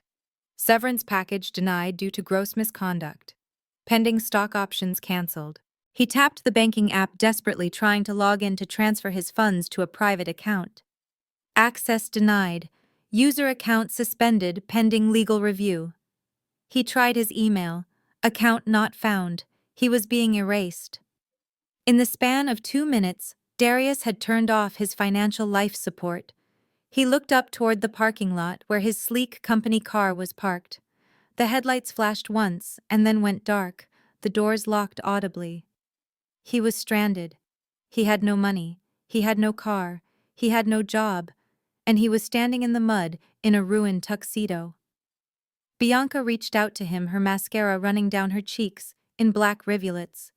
"Preston, baby," she sobbed, clutching at his sleeve. "Do not worry about them. We do not need the job. We have each other. We have the house. We can fix this. We can sue them. Just calm down and look at me." He slapped her hand away. The sound was sharp and shocking, echoing through the quiet tent. He looked at her with eyes full of pure, unadulterated hatred. There was no love there. There never really had been. Just calculation. And now the math did not add up. "Fix this!" he screamed, his voice cracking with hysteria. "Fix this! You stupid, deluded little girl! There is nothing to fix. It is gone. Everything is gone. My job, my stock, my reputation. My car is bricked in the parking lot, Bianca. I cannot even drive out of here. And do you know why? Because of you." He pointed a trembling finger at her, and then at my parents, who were cowering nearby like frightened children. "Because of your lying, bankrupt trash family. You told me you came from old money. You told me you had connections. You lied. You are nothing but frauds living on credit and borrowed time. You dragged me into your sewer. I was a rising star. I was going to be the CEO. And now I am nothing because I stood next to you. But Preston..." Bianca wailed, tears streaming down her face, mixing with the rain. "I love you. We are married. This is our wedding day." "No, we are not," Preston spat. He fumbled with the ring on his finger, tearing it off his hand. He threw it into the mud with a violent splash. "I am not marrying into a family of beggars and liars. I am not going down with your sinking ship. The license is not signed yet. As far as I am concerned, this never happened. You want a husband, ask the bricklayer. Maybe he is hiring." He turned and started running. He did not run like a dignified executive. He ran like a coward. He shoved past a waiter, knocking a tray of empty glasses to the ground. He pushed past the guests who were parting like the Red Sea to let the contagion pass. He ran out of the tent and into the pouring rain, heading toward the main road, presumably to call a taxi because his company Porsche was now just a 2-ton paperweight. I watched him go. I felt no satisfaction, only a cold confirmation. I knew he never loved her. I knew he was a parasite looking for a host. And the moment the host was revealed to be sick, he detached himself. Bianca stood there alone in the center of the dance floor. The white dress she had prized so much, now splashed with mud. Her groom gone, her future evaporated. She looked at the ring in the dirt. She looked at the empty space where Preston had been. And finally, she collapsed. Bianca did not just let him go. She could not. To let Preston walk away was to admit that her life was over. It was to admit that the fantasy she had constructed since childhood had crumbled into dust. She hitched up her heavy sodden skirt and ran after him, her heels sinking into the soft earth with every frantic step. She looked like a ghost fleeing a burning castle, desperate and unhinged. "Preston, wait!" she screamed, her voice tearing at her throat. "You cannot leave me. Please come back. We can talk about this. She caught up to him near the edge of the service road, right where the pavement met the muddy garden path. It was the exact spot where I had stood earlier, shivering under the umbrella. She reached out and grabbed the sleeve of his jacket, her fingers digging into the wet fabric. "Preston, stop!" she begged, pulling at him. "Do not do this. I love you." Preston spun around. His face was not the face of a man looking at his bride. It was the face of a man looking at a parasite. The disgust in his eyes was absolute. "Get off me!" he snarled. He did not just pull his arm away, he shoved her. It was a violent, impulsive push born of frustration and malice. He put his hands on her shoulders and threw her backward with all his strength. Bianca let out a short, sharp gasp as she lost her footing. Her high heels slipped on the wet grass. She flailed her arms, trying to find purchase in the air, but there was nothing to hold on to. She flew backward, landing with a wet, sickening thud right in the center of a large mud puddle. The impact sent a spray of brown water flying into the air, coating her face and hair. The cold slime seeped instantly through the delicate layers of imported silk, ruining the dress that had cost more than my first car. She sat there, stunned for a moment, the breath knocked out of her. She looked down at herself. The pristine white bodice was now streaked with gray sludge. Her veil was dragging in the dirt, a tangled mess of lace and mud. She brought her hands up to her face, and they came away covered in filth. She looked exactly like the thing she had despised. She looked like a drowned rat. She looked like dirt. The irony was so heavy, it felt like a physical weight pressing her down into the earth. Just hours ago, she had stood inside the warm, dry tent, holding a glass of wine, and laughing as I stood in this exact spot. She had mocked my appearance. She had called me a mess. She had told me I was ruining the aesthetic. Now the universe had flipped the script with terrifying precision. She was the one sitting in the rain. She was the one covered in mud. She was the one who was alone. Preston did not even look back. He straightened his jacket, turned his collar up against the wind, and marched down the road, disappearing into the darkness, without a single glance at the woman he was supposed to spend his life with. Bianca watched him go, her lip trembling uncontrollably. Then the reality finally broke her.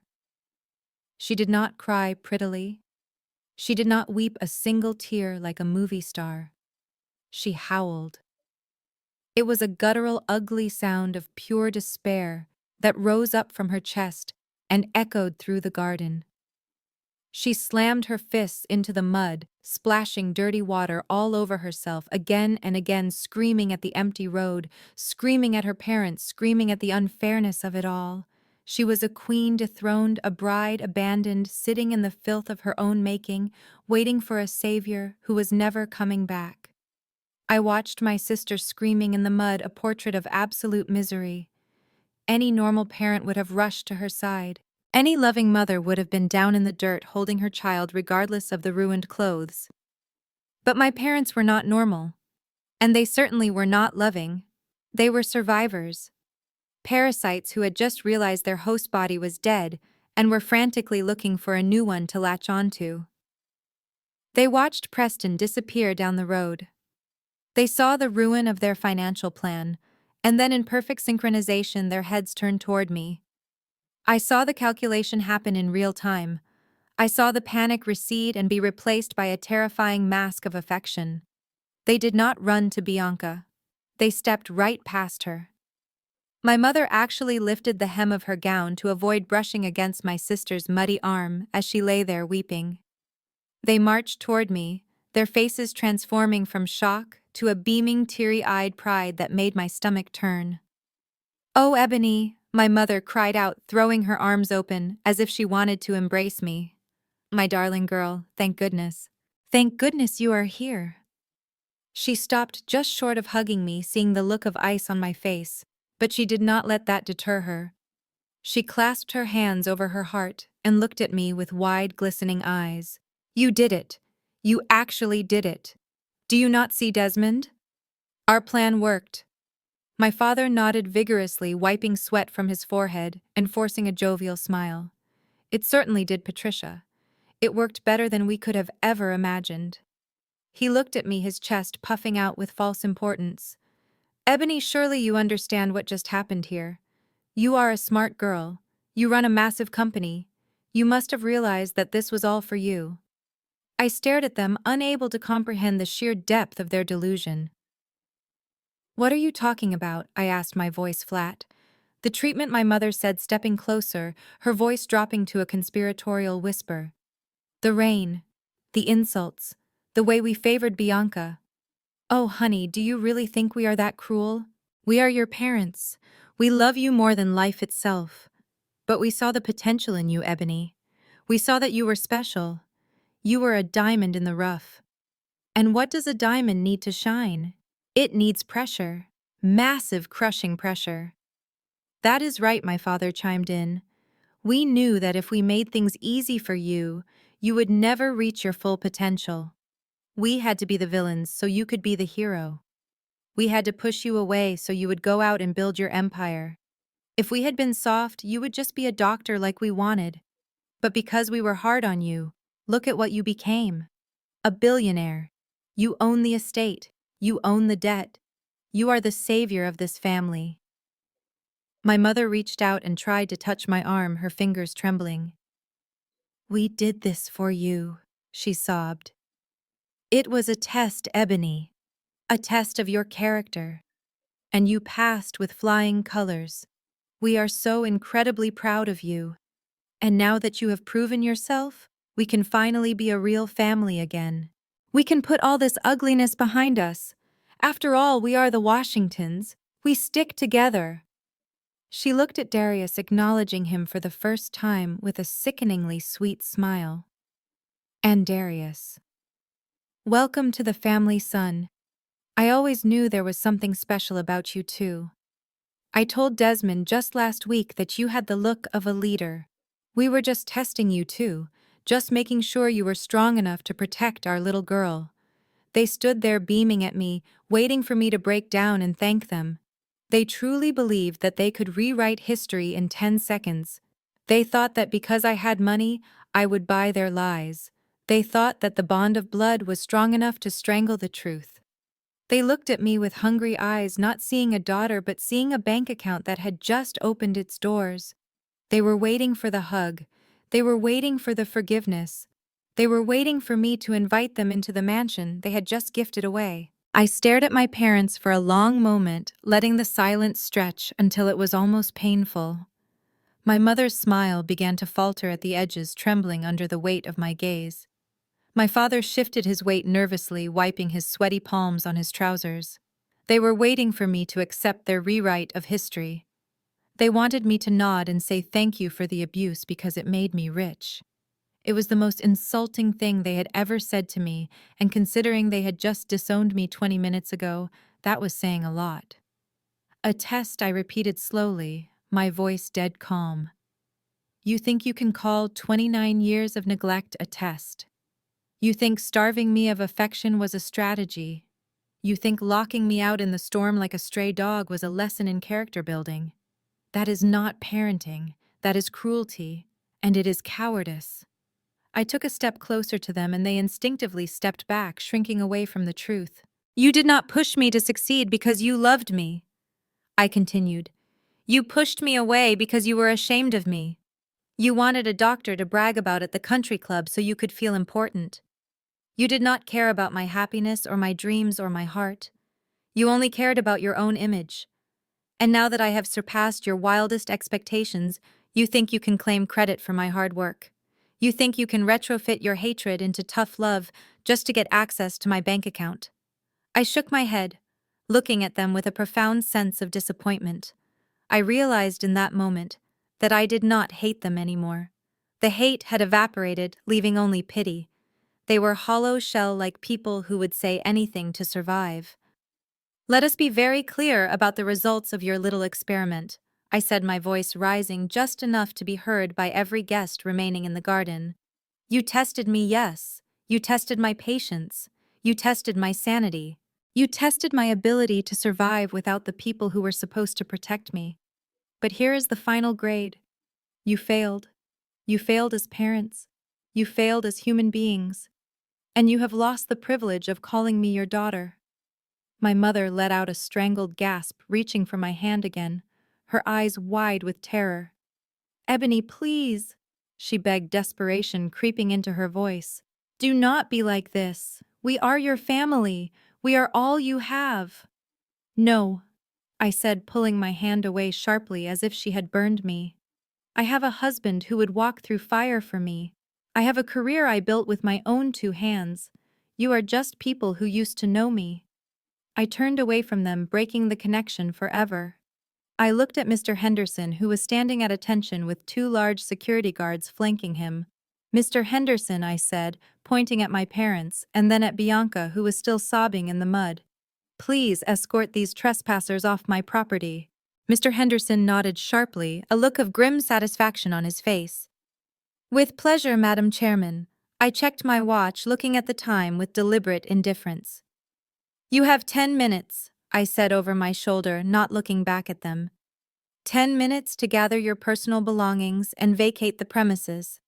If you are still here at minute 11, I will have you arrested for criminal trespassing, and knowing the local police chief as well as I do, I doubt he will be inclined to go easy on you." "But where will we go?"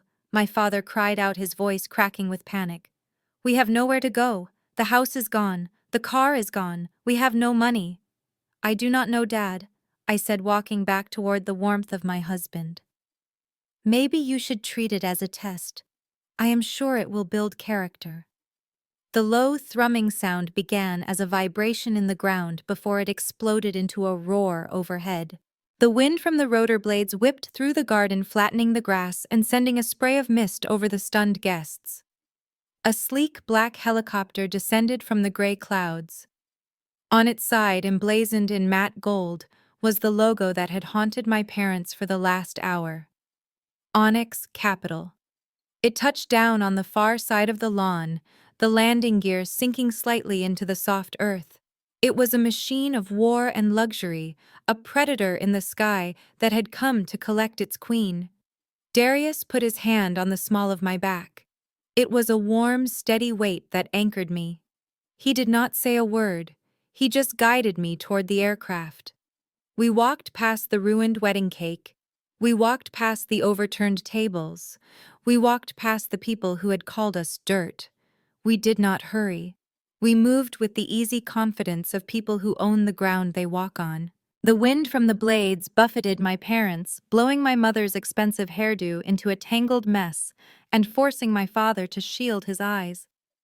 They looked huddled and small, standing there in the wind, like wet scarecrows stripped of their stuffing. As we neared the helicopter, the pilot opened the passenger door. The interior was lined with cream leather and warm amber lighting. It looked like a sanctuary. I paused for 1 second, just one heartbeat, to look back.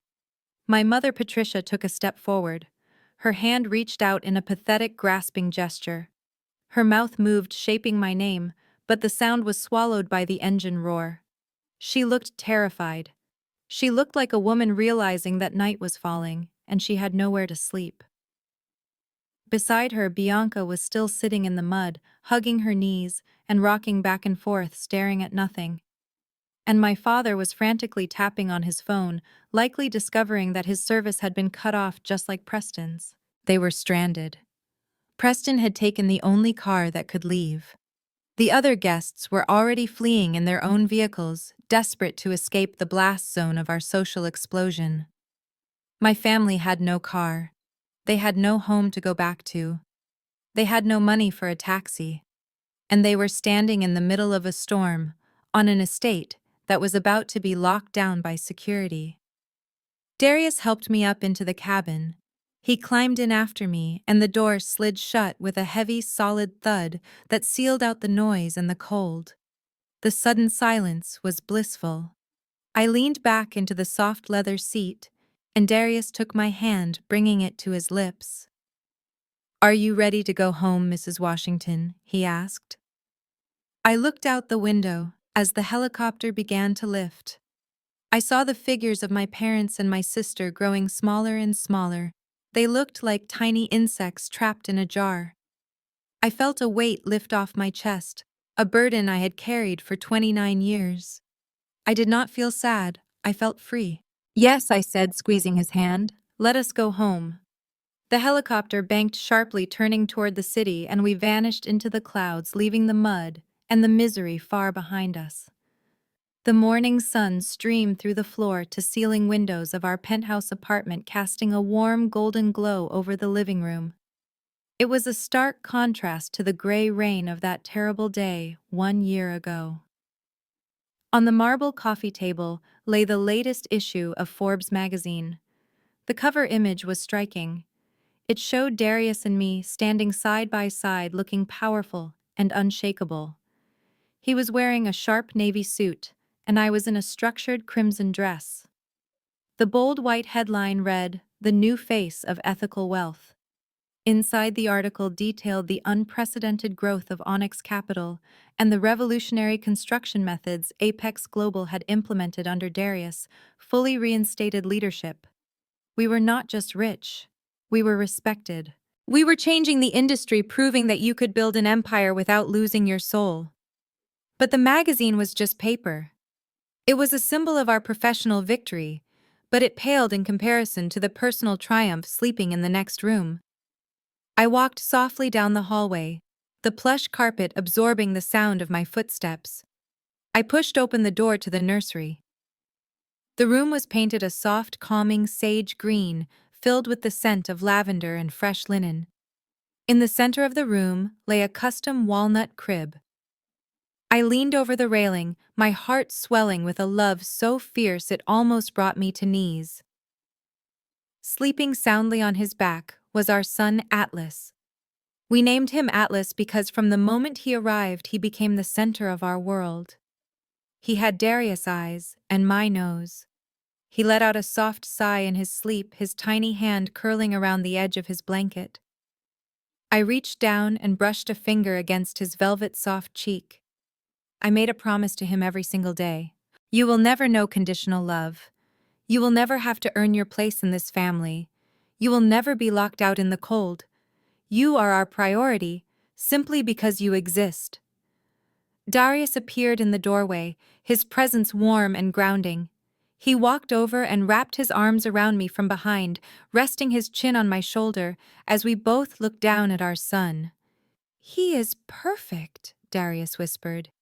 "He is everything I said," leaning back into him.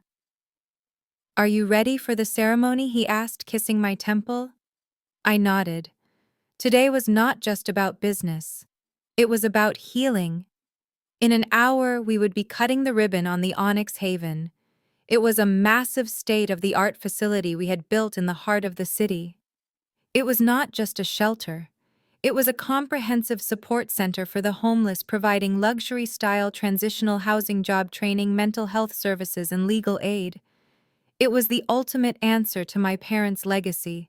They had mocked the poor. They had looked down on those who struggled. They had tried to shame us for being close to the ground. So we decided to use our billions to lift people up from that very ground. We built a place where dignity was the currency, where no one was treated like dirt. I adjusted my jacket, feeling the strength returning to my body after the birth. We were building a new legacy, one brick at a time. A legacy where success was measured by how many people you helped, not how many you hurt. I looked at the magazine on the table one last time, then back at my husband and son. The storm was finally over, the sun was out, and we had so much work left to do. The fluorescent lights of the roadside diner hummed with an irritating buzz that seemed to drill directly into Bianca's skull. It was a Tuesday night, but the place was packed with truck drivers and weary travelers looking for a cheap meal. The air smelled of burnt coffee and stale frying oil, a scent that had permanently seeped into Bianca's pores. She adjusted her apron, which was already stained with mustard and grease. Her feet throbbed in the cheap orthopedic shoes she was forced to wear. She had been on her feet for 10 hours straight. There was no manicure today. Her nails were short and chipped, her hands red and chapped from the industrial dish soap. She hurried toward table 4, balancing a tray of burgers and sodas.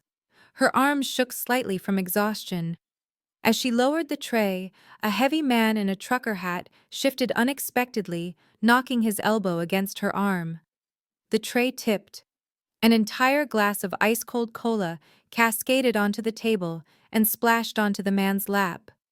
The reaction was instant and brutal. "You stupid girl!" the man roared, jumping up and shoving the table back. "Watch where you are going! Look at this! You ruined my pants!" Bianca flinched instinctively, raising her hands to protect her face, a reflex born from the last hard year of survival. "I am so sorry, sir," she stammered, her voice trembling. "It was an accident. I will get some towels." The man did not care about apologies. He leaned in, his face red with anger. "You are useless," he spat, "totally incompetent. I do not know why they hire people like you. You should be fired." The words hit her like a physical slap. They were the exact same words she had used on the catering staff at her wedding. They were the words she had used to belittle Darius. The universe was not just punishing her, it was mocking her. She scrambled to wipe up the mess, her knees hitting the sticky linoleum floor. She was the one on her knees now, cleaning up someone else's mess while being called dirt. In the corner booth of the diner, two elderly figures sat huddled together over a single plate of cold French fries. Desmond and Patricia looked like ghosts of their former selves. Desmond's suit, the only one he had left, was shiny with age and fraying at the cuffs. Patricia's hair, once dyed and coiffed to perfection, was now gray and pulled back in a severe, messy bun. She was counting out coins onto the formica table. 1 quarter, 2 dimes, 5 pennies. She pushed them around, trying to make them add up to enough for a second cup of coffee, but the math never worked. They were silent. They had run out of things to say to each other months ago. There were no more grand plans, no more schemes, just the grinding reality of living in a small rented room above a laundromat, trying to stretch a pension that barely covered the rent. Suddenly, the volume on the small television mounted in the corner of the dining room increased. The nightly news jingle played, cutting through the clatter of silverware. "Breaking news," the anchor announced cheerfully. "Local billionaire and philanthropist Ebony Washington has just announced a record-breaking donation to the city." The name froze the air in the booth. Desmond's hand stopped halfway to his mouth, holding a French fry. Patricia slowly lifted her head, her eyes locking onto the screen. There she was. Ebony. She looked radiant. She was wearing a white suit that cost more than this entire diner. She was standing at a podium, a confident smile on her face. Beside her stood Darius, looking strong and protective, holding a sleeping baby in his arms. The chyron at the bottom of the screen read, "Onyx Capital CEO opens new wing at Children's Hospital." Patricia watched as the camera zoomed in on Ebony's face. It was a face full of peace, full of purpose. It was the face of a woman who was loved. The reporter continued, his voice full of admiration. "Mrs. Washington credits her success to the support of her husband and the values of hard work and integrity. She has truly become a pillar of this community." Desmond dropped the French fry. It hit the table with a soft thud. He looked at his wife. His eyes were watery red, rimmed with fatigue and a deep, aching sorrow. "We had her, Patricia," he whispered, his voice cracking. "She was ours. She was right there in our house. We could have been standing next to her. We could have been holding that grandchild." Patricia did not answer. She could not. Her throat was constricted by a lump of regret so large it threatened to choke her. She remembered the rain. She remembered the rag Desmond had thrown. She remembered giving the key to Bianca. They had bet everything on the wrong child. They had thrown away a diamond to keep a stone. And now the stone was wiping tables and the diamond was out of reach forever. Bianca had stopped wiping the table. She was standing frozen, looking up at the screen. She saw the sister she had tormented. She saw the life she had felt entitled to. She saw the happiness she would never know. A tear leaked out of her eye, mixing with the cola sticky on her cheek. "Hey!" the manager shouted from the kitchen window. Stop daydreaming and clean up that mess, or you are out of here. I have 10 girls waiting for this job. Move it. Bianca jerked back to reality. She looked at the screen one last time just as the image faded to a commercial for luxury cars. She looked at her parents huddled in the corner counting pennies. She looked at the dirty rag in her hand. "Yes, sir," she whispered. She bent down and kept scrubbing at a stain that would never come out. The screen went dark, leaving them in the dim yellow light of the diner alone with the choices they had made. The story of Ebony and Darius teaches us a profound lesson about the danger of arrogance and the power of humility. We live in a world that often judges value by surface appearances, mistaking expensive clothes for character and labor for poverty. Bianca and her parents were so blinded by their obsession with status that they could not see the royalty standing right in front of them in muddy boots. They treated people with cruelty because they thought there would be no consequences, but they learned the hard way that the tables can turn in an instant. True worth is not found in a bank account or a designer dress, but in integrity, hard work, and how you treat those who can do nothing for you.